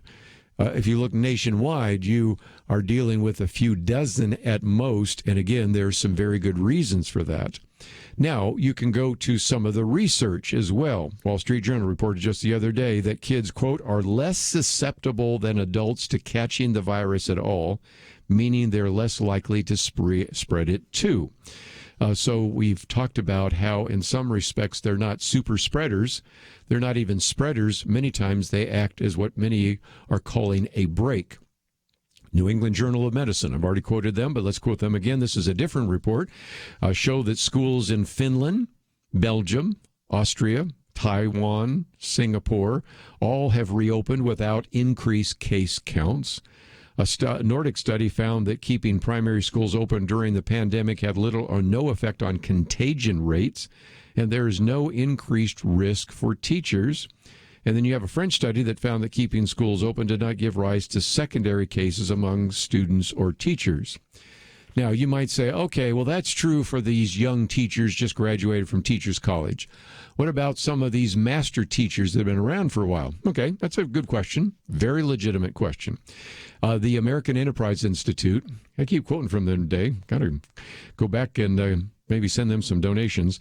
They found in their research that only 17% of all school teachers are actually 55 years of age or older. That means 83% are under that age. So, again, when you have some that are vulnerable, maybe at that point they might not want to teach, or we put them in a situation where they're not going to be required to teach in the same way, and masks and all sorts of things. And, of course, the schools have to engage in all sorts of strict measures, regular testing, daily temperature checks, masking, smaller classes, staggered schedules, which I think is important, that maybe they're even in the hallways different times of the day, outdoor classes, and all of the rest. So this, I think, is just an illustration of the fact that we consider so many of these other professions essential services. Why shouldn't we also consider teachers as essential services and essential workers? Of course, then that leads to another piece by Rich Lowry, in which he takes on the teachers' unions, because he says the teachers' unions are actively fighting to keep kids out of the classroom, and at the same time, if you can't believe it, also limit the amount of video remote instruction, lest it require too much time and attention from the teachers. And he says, we would never have even considered a few months ago that grocery store employees, delivery guys, meat packing workers would be essential, but we saw that they were absolutely necessary to parts of the economy. And, of course, we recognize that, of course, doctors and healthcare workers and police officers and firefighters certainly were essential. But, again, that's not exactly the way the teachers' unions see all of this as well, because, as he points out, they sought to limit their labor while still getting paid at the ultimate cost of the education of the kids who may never fully make up the gaps in their learning during their time away. And I was really shocked to learn so much about that here from the American Academy of Pediatrics, in which they said that they strongly advocate that all policy considerations for the coming school year should start with the goal of having students physically present in school. And another article in the New York Times suggested that by canceling the classes in the spring, it's now already cost students a significant portion of their learning for the year. And so they are probably, the best estimate now, already 7 months behind the curve. So you can kind of see that, as we've already pointed out, online learning isn't necessarily the best way to go. It's really kind of a poor substitute. But we've always talked about the problem of the summer. That is the so-called summer slump, in which you just simply don't have the ability to keep everything at the same level. So when the kids leave for the summer, and for some of you that might be they graduate in May, some of you in, say, the Northeast, maybe they graduate in June, and then they don't come back to school until August or September, depending on which school district you're in. Just those few months, there's a lag of almost 2 or 3 months. In other words, you almost have to spend the month of September, or for those of you who started earlier, the month of August, to just get back to where you were when they left school in May or June. But now the best estimates are they're at least 7 months behind. With this online learning that's going to take place in most of the school districts, I think you can get the sense that it's going to be a whole lot worse. So if nothing else, just something else to think about. More and more people writing pieces in which they're simply saying, aren't teachers essential workers? Isn't education essential? And are we kidding ourselves to think that online education is effective? Which leads me to an interesting study that just came out. 82% of parents are concerned about sending their kids back to school, and a very significant number of them are considering homeschooling. So that's our most recent booklet. If you don't have a copy of that, that's available on the website as well. Many of the issues we are talking about today are on the website, pointofview.net. And when we come back, Michelle Watson-Canfield will be with us right after these important messages. Having civil conversations about important issues seems to be harder and harder. Various media outlets tell people what they should believe, why they should be outraged, and getting people to actually think, well, it can be difficult. Whether it's the gospel, tax issues, social policy, or just about anything else, you need to have solid information and clear thinking to address the hard issues. You need God's truth applied. And that's what you get in less than 2 minutes with Point of View's Viewpoints Commentary, a daily resource to help you be informed and think through the things we need to be talking about. It is free and will arrive in your inbox each day when you visit pointofview.net/signup. Sometimes we know we should say something, but we're silent because we're not quite sure what to say. Viewpoints Commentary can help you break the silence and change the narrative. It can make you a more equipped agent for truth. Get your free subscription to the Viewpoints Commentary at pointofview.net/signup. pointofview.net/signup. Point of View will continue after this.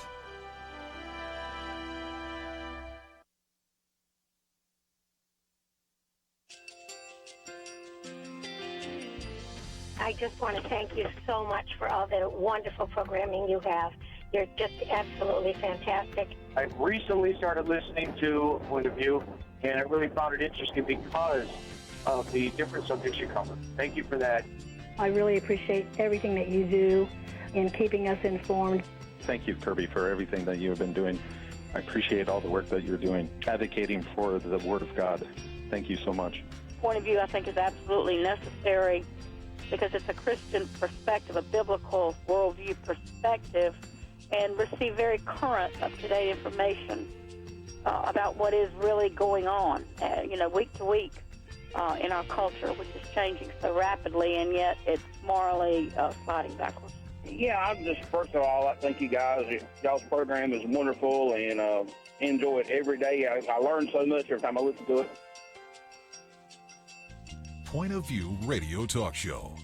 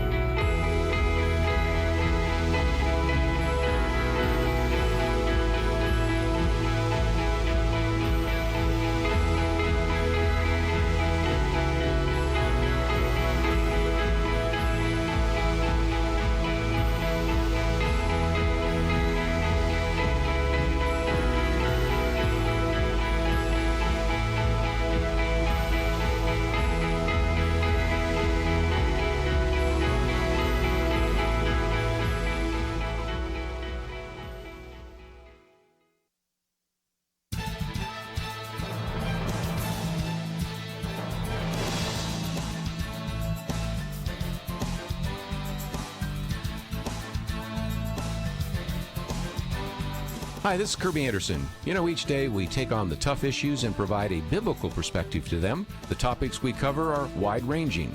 Apologetics, theology, prophecy, creation and evolution, intelligent design, marriage, family, child-rearing, the millennial generation, trends in society, politics, economics, business, religious liberty, the Constitution, public policy, foreign policy, military policy, tensions in the Middle East, abortion, homosexuality, pornography, sexual ethics, media, technology, history, and America's godly heritage. We talk about anything that affects your faith, your family, or your freedom. So don't go anywhere, because Point of View continues right now.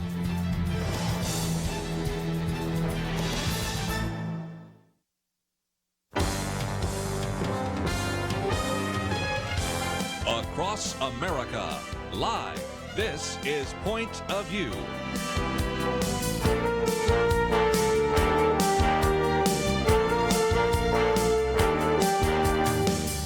And now, Kerby Anderson.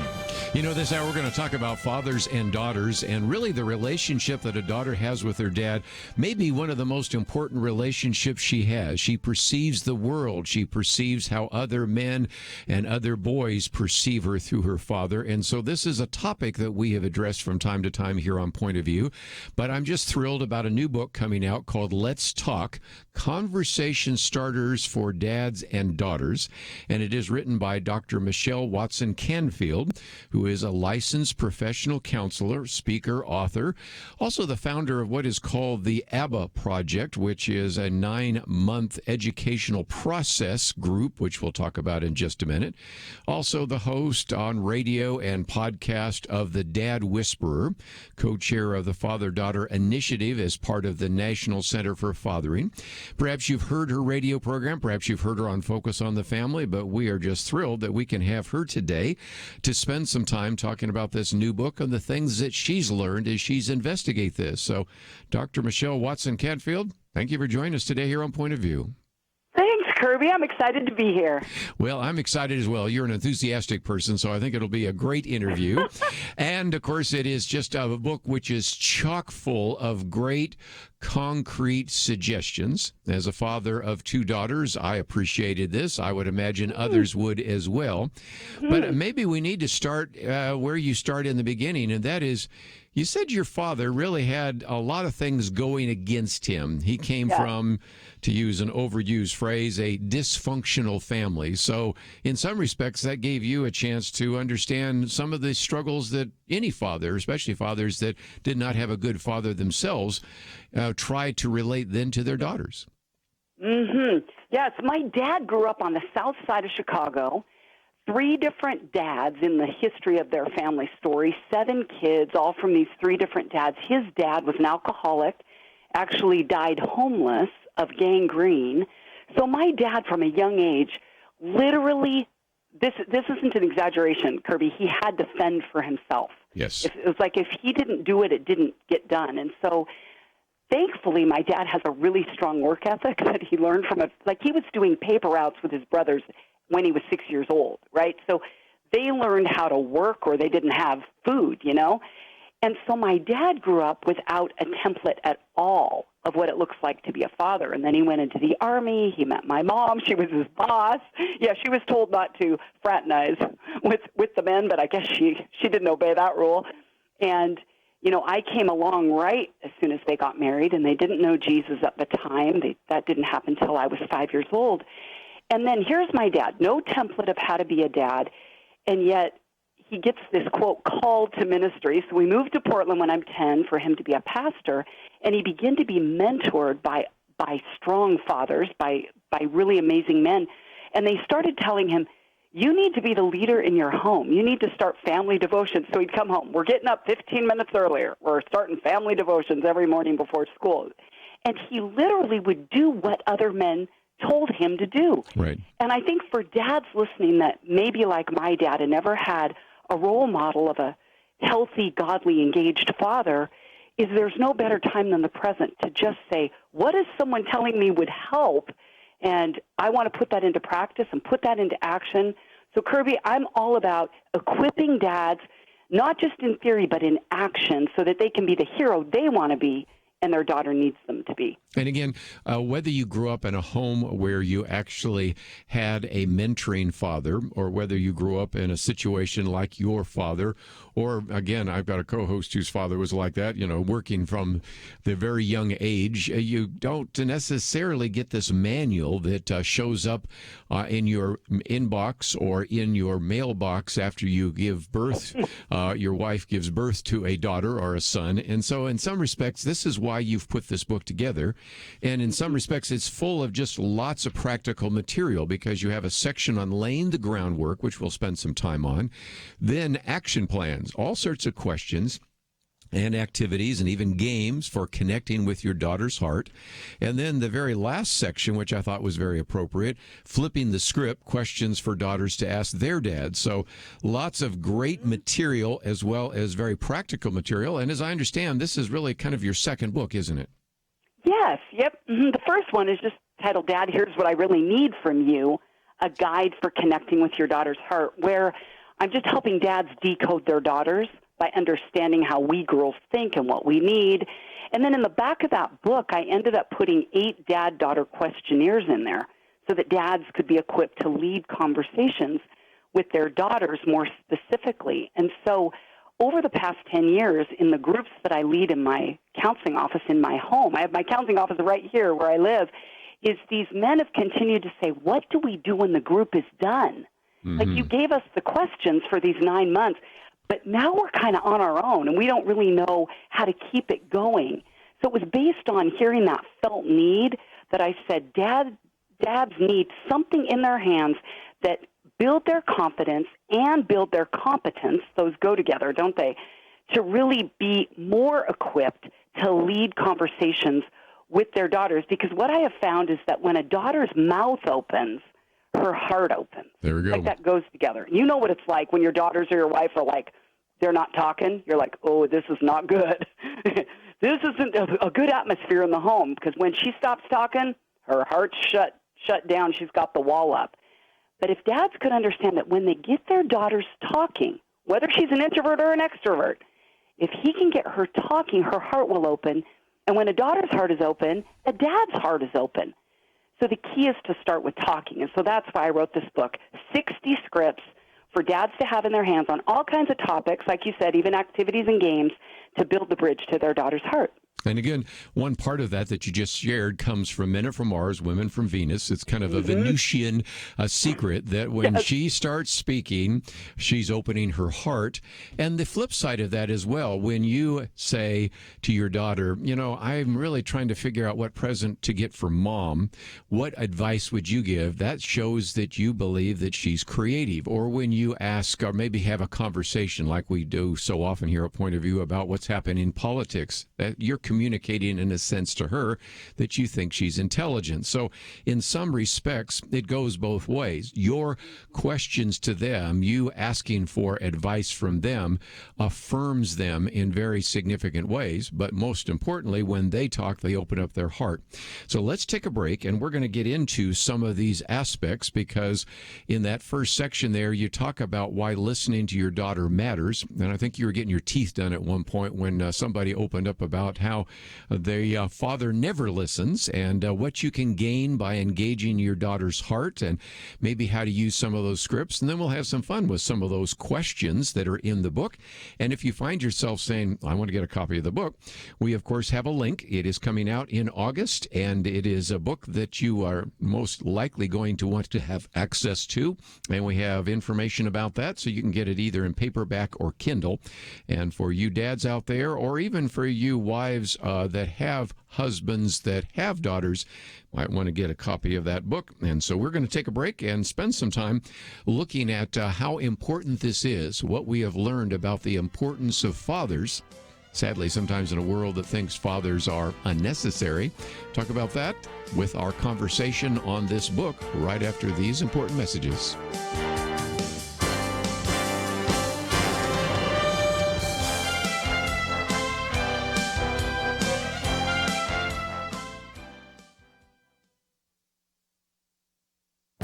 This is Viewpoints with Kerby Anderson. Theologian Keith Madison recently decided to delete his Facebook account. Years ago, he deleted his Twitter account. Well, there's nothing unusual about what he did. I appreciated his blog post that provided a thoughtful explanation for why he did it. He talked about a phenomenon he called the Jekyll and Hyde effect, and then apologized if someone else already coined this term for this phenomenon. He said that he hadn't seen it used elsewhere, but he also acknowledged that he doesn't get out much. No doubt you know what he's talking about. He explained, you see people writing things in tweets and Facebook posts and in comments about such posts that they would never say to the face of another living human being. Now, if I wrote that line, I would change it to rarely say to the face of another living human being. He needs to come with me to a college campus. You won't believe what some students and professors will say to your face. He also concluded that at the very least, these social media platforms lower people's inhibitions. That's an understatement. Also, the false sense of anonymity provides the false impression of privacy. These platforms also thrive on instantaneous feedback, which means people write something and post things without giving much thought. Even President Trump acknowledged this in a recent interview. Keith Madison also pointed to the reality that Twitter and Facebook tempt even Christians to speak in a different way, in the world's way. Also, the platforms seem to encourage sinful gossip by forwarding and sharing unconfirmed and unverified stories. You may not decide to delete your social media accounts, but his wise words should be at the very least guiding you so that you write and react on social media in a biblical way. I'm Kerby Anderson, and that's my point of view. For a free copy of Kerby's booklet, A Biblical View on Socialism, go to viewpoints.info/socialism. That's viewpoints.info/socialism.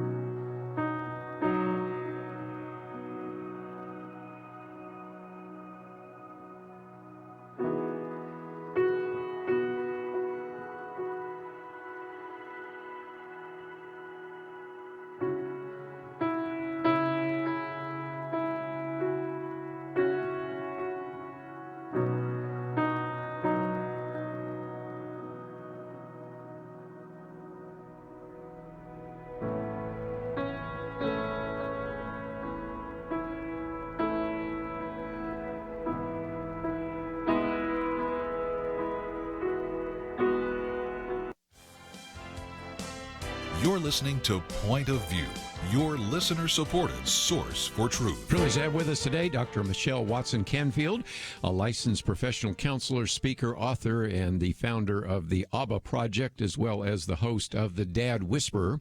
And Michelle, let's, if we can, for just a minute, talk about what fathers who have actually gone through the program say that they have gained by engaging their daughter's heart, because you've got quite a list of various comments that individuals have made, and I think if nothing else, it makes the case for why this book is so important. You know, what I love about men is they always tell me, Michelle, just get to the point already. Like, make it short, right? Make it easy. So I'm going to speak in Martian, as you were just saying, right? The men are from Mars, women are from Venus. Yes. Piece about just say it quick, to the point, right? Succinct. So I think there's probably no better way than to tell other men listening what other dads have said to me in one word of what it has meant to them to have scripts put in front of them and invite me, what I say, into their tribe of men to teach them and to coach them on how to connect with their daughters. Since I'm a woman, I'm a girl, I've lived through those stages. At 60 years old, I've kind of been through all of them now. And they say to me that learning these tools, having more tools for their fathering toolbox, teach them things like being more intentional. They'll say, that's what this has given me. I'm more intentional. I'm more proactive now. They've used that word.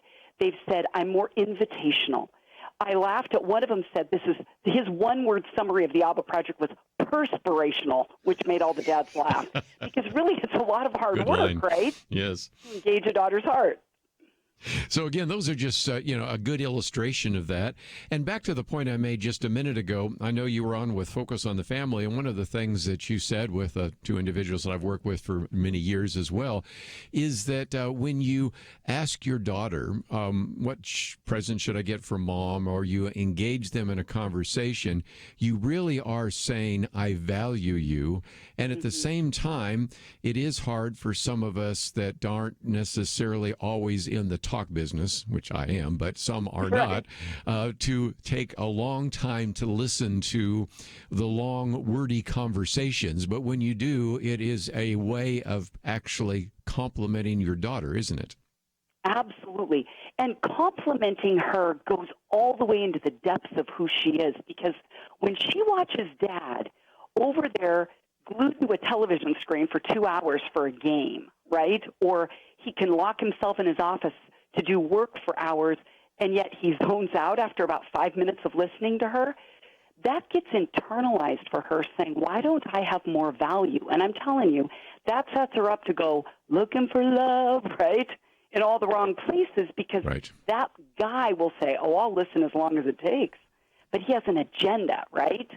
He has something he wants from her, and the more a dad can give to her, and listening is one of the best gifts a dad can give, because he's saying, you matter, you're worth my time, you're worth my focus, you're worth my presence. And I say to dads, you don't have to do it perfect, you just got to be present. And so that's what listening gives to a daughter.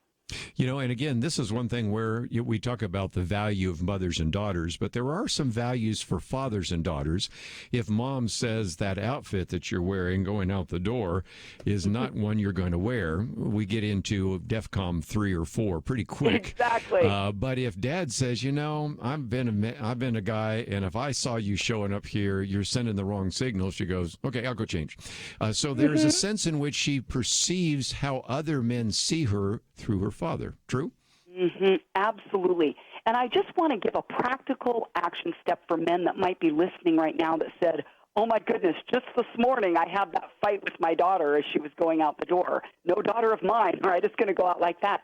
Is Dad, teach your daughter how to think, not just what to think. Sure. So if you just say, don't wear that, I guarantee you she may hide some stuff in her purse and then change when she leaves your house.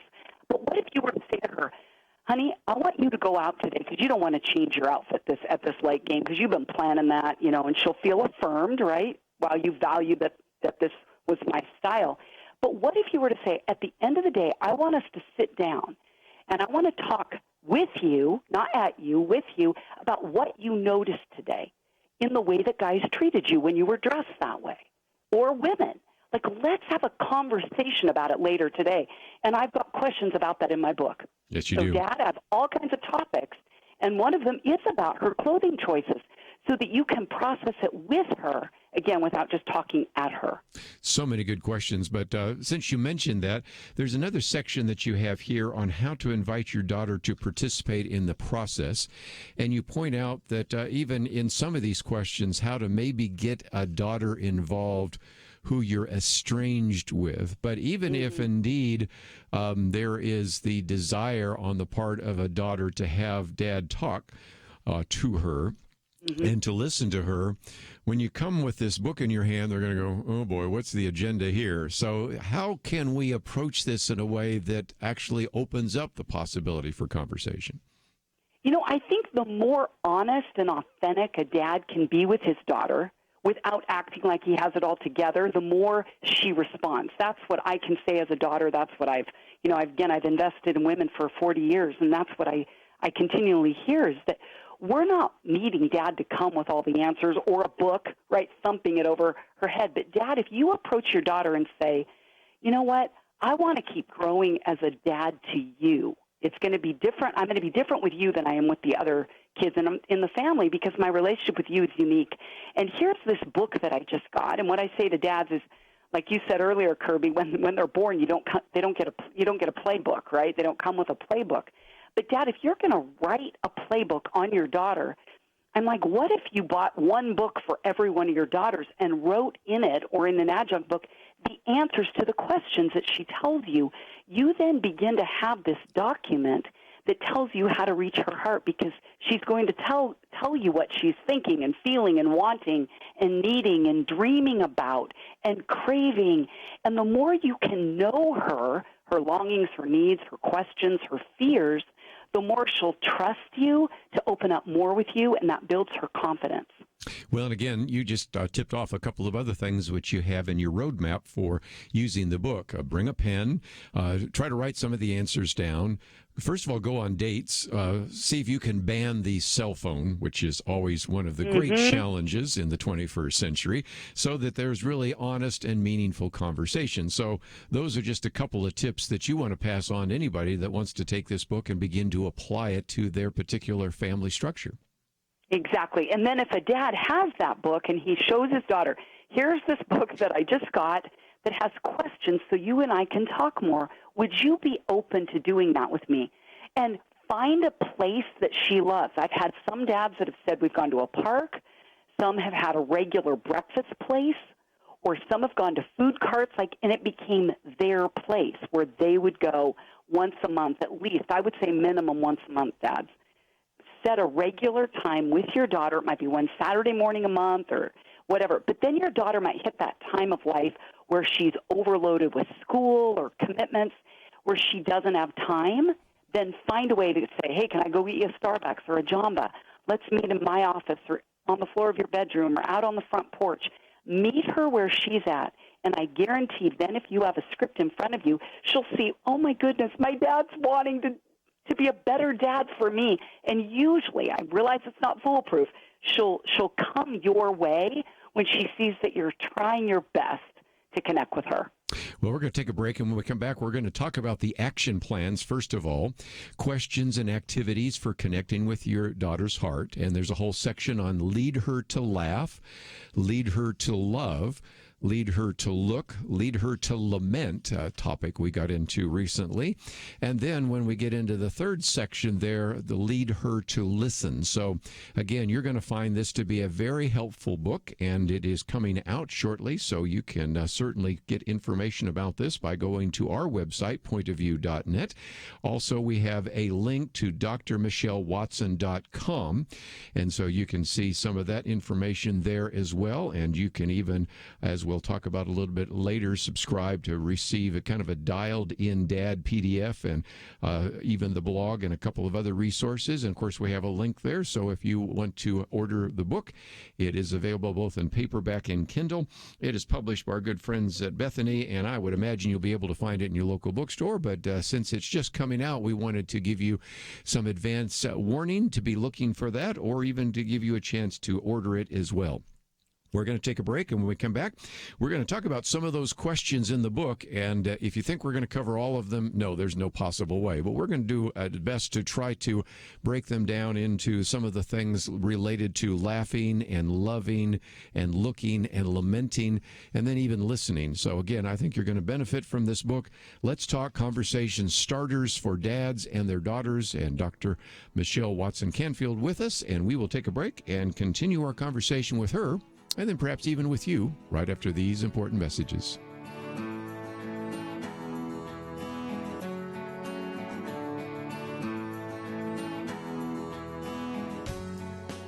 Having civil conversations about important issues seems to be harder and harder.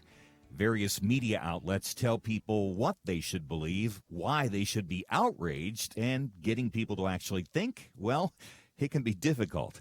Whether it's the gospel, tax issues, social policy, or just about anything else, you need to have solid information and clear thinking to address the hard issues. You need God's truth applied. And that's what you get in less than 2 minutes with Point of View's Viewpoints Commentary, a daily resource to help you be informed and think through the things we need to be talking about. It is free and will arrive in your inbox each day when you visit pointofview.net/signup. Sometimes we know we should say something, but we're silent because we're not quite sure what to say. Viewpoints Commentary can help you break the silence and change the narrative. It can make you a more equipped agent for truth. Get your free subscription to the Viewpoints Commentary at pointofview.net/signup. pointofview.net/signup. Point of View will continue after this.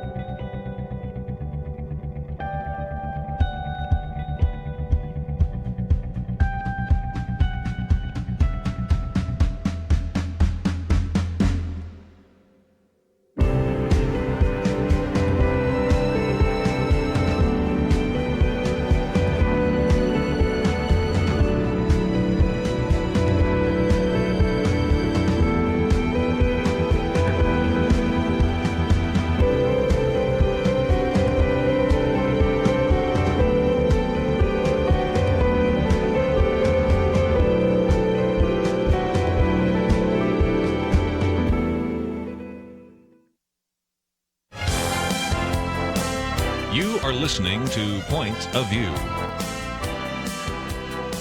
The opinions expressed on Point of View do not necessarily reflect the views of the management or staff of this station. And now, here again is Kerby Anderson. Continue conversation today with Dr. Michelle Watson-Canfield, and the book is entitled Let's Talk, Conversation Starters for Dads and Daughters, Bethany House Publishers. You should be able to find it in your local bookstore, but Michelle, let's for just a minute talk about the fact that we also have a link to drmichellewatson.com, and you have information about the radio program and podcast, the Dad Whisperer, the ABBA Project. You have all sorts of free resources, of course, information about your new book. book. And if individuals want to get more than the book, there is a way where they can connect up with you, and there's some great resources that are available to our listeners, and they don't have to remember how to spell everything because we have that on our website, pointofview.net. But talk about what they will find when they land on your website. Right. So I do have a link to all of the past 4 years of radio program podcasts that I've done on the Dad Whisperer, listed by title. So like if a dad is saying, I'm estranged from my daughter, which I would say are about 70% of the emails I get from dads around the country are about that one topic. And oftentimes they're brokenhearted and they're weeping as they write these emails to me, they'll tell me. And so there's those kinds of topics. Then there's things about connecting with your teenage daughter or younger daughter, or, there's things about a single daughter, which I've known well. I just got married a month ago for the first time at the age of 60. So I really understand single daughters and have a heart for that issue. And how can a dad connect with a daughter who's married or single or young or teenage, all kinds of topics. So I've got that there, and there are a lot of downloadable PDFs as free resources. Dads can sign up for my every other week Dad-Daughter Friday blog, because really my heart, Kerby, is just to equip dads to build, as you heard me say earlier, their confidence and their competence. So they need more information and more resources that are about action steps, not just theory. So that's what I'm all about, is just whispering behind them. I've had people say, Michelle, we as men do not like women shouting at us. I don't know how you do it, but you whisper. And I go, good, because my natural personality wouldn't be to whisper. But I want you to get all the credit. So I'm just saying, maybe if you ask the question this way, she'll take it differently. Try it. And then if it bombs, just blame me and I'm your fall guy. And men say, okay, I'm good with that. That is so good. But again, decades of experience in coaching fathers, counseling young women. And let's see if we can get into the questions. And I'm glad you started lighthearted, because by the time we're done here, we're going to talk about some pretty heavy topics, many of which we talk about here on Point of View. But lead her to laugh. Here's a lot of lighthearted questions about the past, the present, the future, about firsts and things of that nature. But those are good conversation starters. If you jump right in and talk about sexting or bullying or body image, oh boy, the daughter's going to go the other direction. But if you do a kind of a fun chat about what were your dreams, what are your hopes, what are some firsts, what are some things you wish would happen, that's a good way to get started, isn't it? Absolutely. Because even, Dad, you could ask your daughter, what item of my clothing would you love to see me get rid of? Yes. Like, let her make fun of you, because neuroscientists confirm that when we laugh together with someone, that increases social bonding. So if you want to bond with your daughter and it feels like there's a lot of distance, if you can get her laughing, it will go a long way. Because I think about how often my dad has said to me, Michelle, you just need to lighten up. And I'm the oldest of 4 girls, and I'm an intense bumpkin. I run hard, I run fast.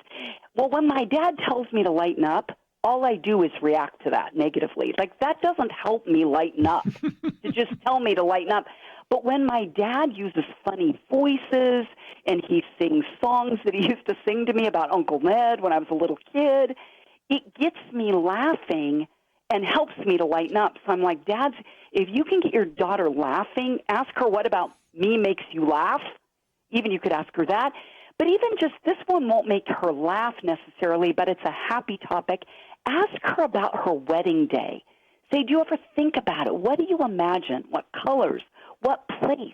What would your dress look like? Like, the more you can get her talking about happy, lighthearted things, it helps to strengthen that bond between you. Yes. Then you've got some other ideas, almost like games, the best photo, phone photo day of the game, and those kinds of things. So just a lot of things, of course, questions about movies and television and a variety of others. And so, again, that whole section on Lead Her to Laugh, lots of great questions there. But I thought we'd move on to the second section, and that is Lead Her to Love. Now, these are questions a little more descriptive, if you will. We talk about love languages here on this program. That's certainly one that we've talked about in the past, or personality profiles or body image or clothing. Some of that can get a little bit more intense, but it again helps understand what's in her heart, doesn't it? Mm-hmm, absolutely. Because the truth is, we can't give out love if we haven't experienced it, right? And we can say, well, God loves you. That's enough. But to state the obvious, we need earthly relationships, right? Where, especially from Dad, you're modeling God as a father to her.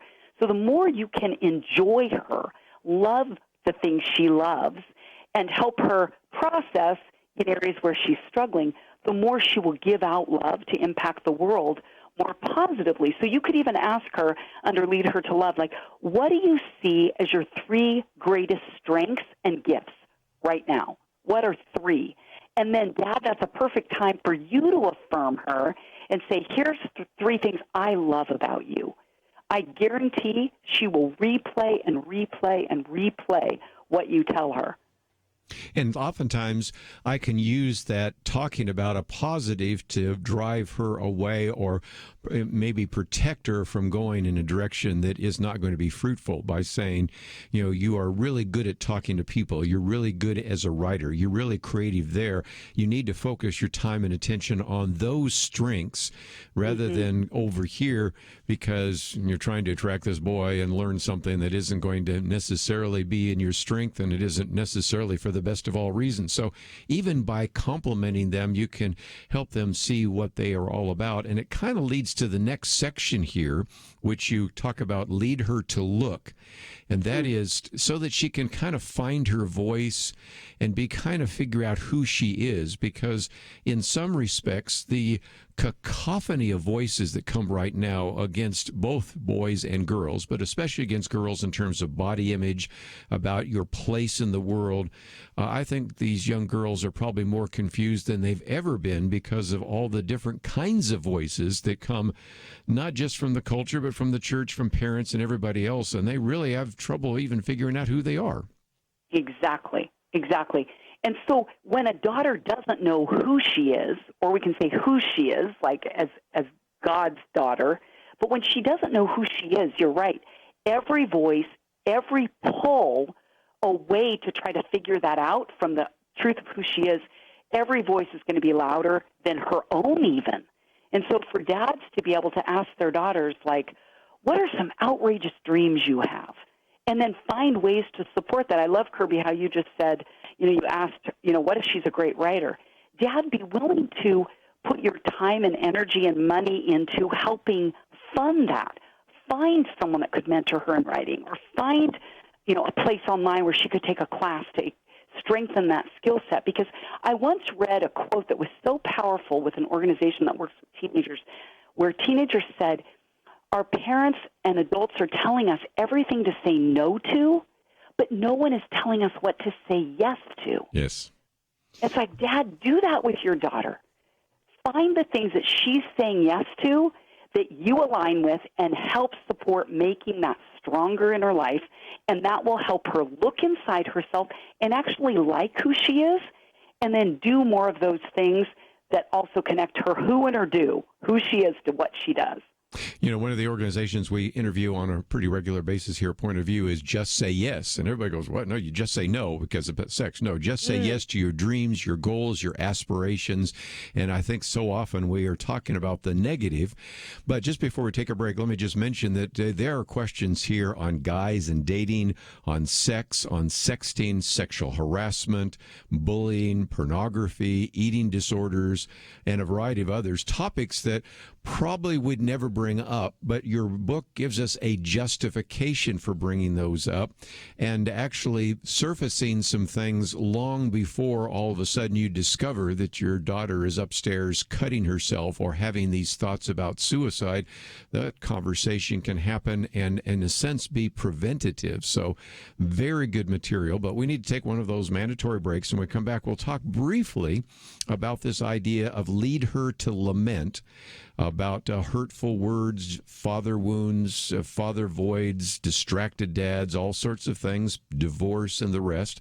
And then we'll conclude with lead her to listen, in which we flip the script. And these are questions daughters can ask their dads. And again, if you have appreciated this conversation, we're talking about this book coming out, Let's Talk, Conversation Starters for Dads and Daughters, and it is published by Bethany House Publishers. No doubt you'll be able to find it in your local bookstore, but we've made it very easy for you to connect with Michelle Watson-Canfield and to find out more about her website. We also have information about the book. so that you can get it both in paperback and Kindle. We'll come back with a few more of those questions right after this.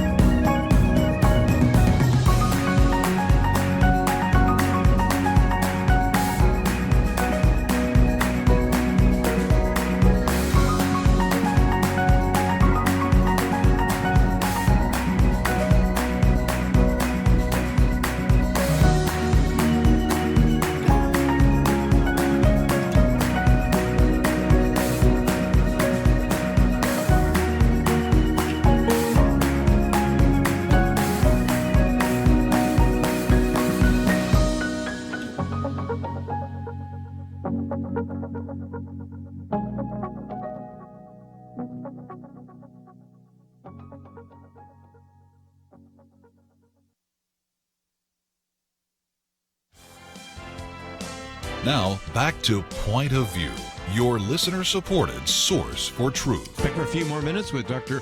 Michelle Watson-Canfield as we talk about the book Let's Talk, Conversation Starters for Dads and Daughters. And one of your sections here, I appreciate the fact that you included it, Lead Her to Lament. You know, questions about hurtful words that might have been spoken, father wounds, father voids, distracted dads, and even questions for estranged daughters who are open to talking. So you take us into some of the more difficult areas because those oftentimes are one of the reasons why there isn't good communication, because there's been a problem in the past, hasn't there? Exactly. And I think what's so easy sometimes for dads, at least this is what I've heard them tell me, is that they would rather avoid addressing the emotionally based conversations with their daughters. So if there are a lot of tears, there's a lot of, reactivity, they're oftentimes backing away from that. And I'm saying, Dad, you've got to go toward her pain. You would do that if she had a physical injury. You wouldn't walk away going, my daughter just broke her leg. Oh, well, you would attend to her, because whenever we have an injury physically, to state the obvious, it limits us in every way, right? In every part of our life. Same with internal injuries. And so, Dad, some of those may have come from you, some of them may not have, but the more you can go toward her place of pain and clean out the wounds now, you will be raising a healthier woman who has more impact in the world now and in the future. And dads that have been in the ABBA Project, I've asked them this question for the past few years where I say, how many of you are married to a woman or were married to a woman who you would say either has a father void or a father wound? Yes.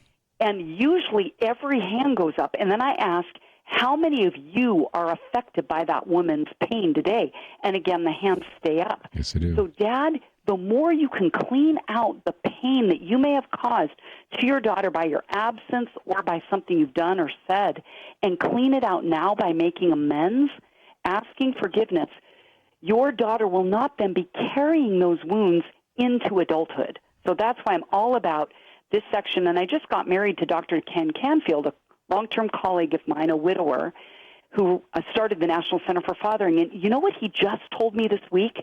He had not told me this prior. He said, I think the Leader to Lament section is the strongest section and the most needed section in your entire book. And I had not thought of that earlier. That was a download from God. So I really do highlight this section to dads. I would add number 2 to that list as well. Of course, we've enjoyed interviewing him over the years. Say hello to him. And let's get to that third section because there's about half a dozen questions there where you flip the script.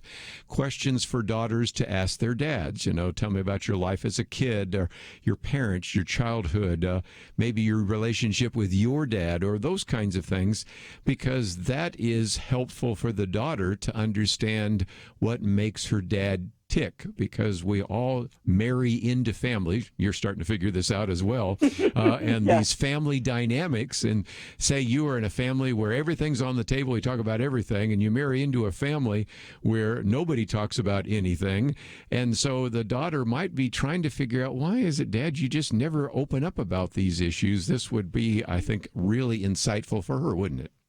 Absolutely. And what a lot of daughters have said, I've gleaned information from the last decade in the ABBA Project, is sometimes daughters have said, I get tired of being on the hot seat. Dad keeps asking me all these questions about me, whereas originally when I started this, I thought daughters would all love that. But some of them said, it feels really imbalanced and unbalanced. So I said, okay, I'm going to begin giving scripts to daughters so that they are empowered to know how to ask their dad questions. Even sometimes, dads, if you're opening up with your daughter in ways where you share places where you wish you would have done it different, or you learned the hard way, or mistakes you've made, you become more real and more human to her. And again, age appropriate, you may share more if she's older. But the more a daughter can be equipped to learn how to ask dad questions, I think it's also building her social skill set, which sometimes now in a technologically based society, right, where we're limiting things to text or 280 characters, learning how to interact and engage someone else by drawing them out, that's going to build your daughter's skill set. And so I say, who better to teach her how to do that than Dad? Just before we let you go, I thought a couple other questions come to mind. One is, how could moms use this? Because, first of all, I got some single moms, so Dad's not around. Or in some respects, we're a mom and Dad got to maybe encourage him a little bit. I suspect there'll be a number of women that will buy this book for their husband. Got that. Figured that out a long time ago. But again, how can moms use this? Yeah, absolutely. If you are a single mom, who often moms are grieving the lack of relationship between their husband or their ex-husband or a deceased husband or whatever, and their child, they see the void, they see the lack, is mom, you can use this book to draw out your daughter and your son. Many of these questions, some of them are specific to girls, but many of them would even work with your sons. And then if you're a mom that says, I think my husband, or maybe it could even be a grandson, if you're a grandma saying, I want my grandson to have this book, is I would say, moms, get this book into the hands of dads. If they're a dad who wants to take action and doesn't always know how to do that with his daughter, that's what this is all about, is equipping dads to feel empowered, to know how to decode their daughters and engage their heart.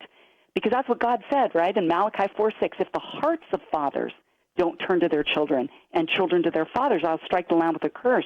And so we don't have to look far, do we, to see the impact of the curse. But, Dad, God said your heart has to turn, not just your head. We love it when your head turns towards us and you help us fill out a FAFSA or a college application or whatever. But God said it's the heart that has to turn, and that's where I'm passionate about helping dads know what that means to engage at a heart level. Well, let me again encourage you to go to the website that we have linked to drmichelewatson.com. You can find out more about the book. Of course, we have a way in which you can order it as well, but you can get it from her. Also, there is a lot of great information from the radio and podcast, The Dad Whisperer, information about the ABBA project, the previous book as well. And for those of you that might want to have her come and speak to your group or like some of the information that she has and would like to apply that, that is available. And of course, your blog is there as well. Just one last time, talk about what people will find when they land on your website. They're going to find all kinds of free resources where I want to empower dads. So whether you're a dad that wants to listen to podcasts, I've got those on the Dad Whisperer. They're also available on iTunes, Spotify, and Google Play. And guess what I also just found out today? My book is available on Audible. So if somebody wants to listen to Let's Talk, it's now available in that way or Kindle. But I've got free PDFs as well on my website. You can sign up for my Dad, Daughter Friday blogs, which are also free. So again, just some great resources. And Michelle, I've appreciated you. Of course, enjoyed the interviews you've done on, say, Focus on the Family and some of the others, and appreciated the book. And really, thank you so very much for joining us today here on Point of View. Oh, it's been a joy to be with you, Kerby. Thank you so much. And again, say hi to Dr. Ken Canfield, because, again, we've appreciated his great work. And if you find yourself saying, okay, there are some great resources, and how do I get to each one of those? We've made it very easy. Go to pointofview.net, click on the picture there that says see more right next to her picture there, and then we have a couple of links. First of all, of course, the link to drmichelewatson.com, and then we also have a link to the book, and that will give you a chance to get it in paperback or Kindle. And of course, now there's an audiobook she mentioned just a few minutes ago, and so those are resources which are available on our website. And I think, as we've talked about before, the relationship that a daughter has with her dad is a very important one. And so this book, I thought, would be very helpful for you to know about.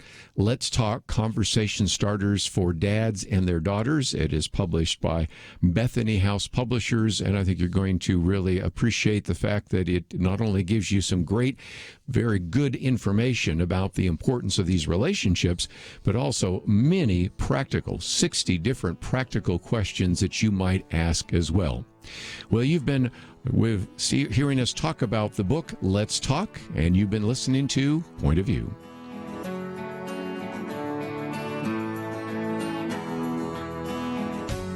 "2020.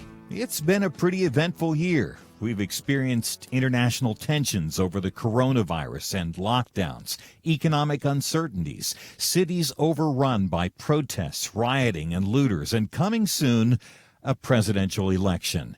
Question: where will you get real news, credible opinion, clear biblical thinking on the things that matter most?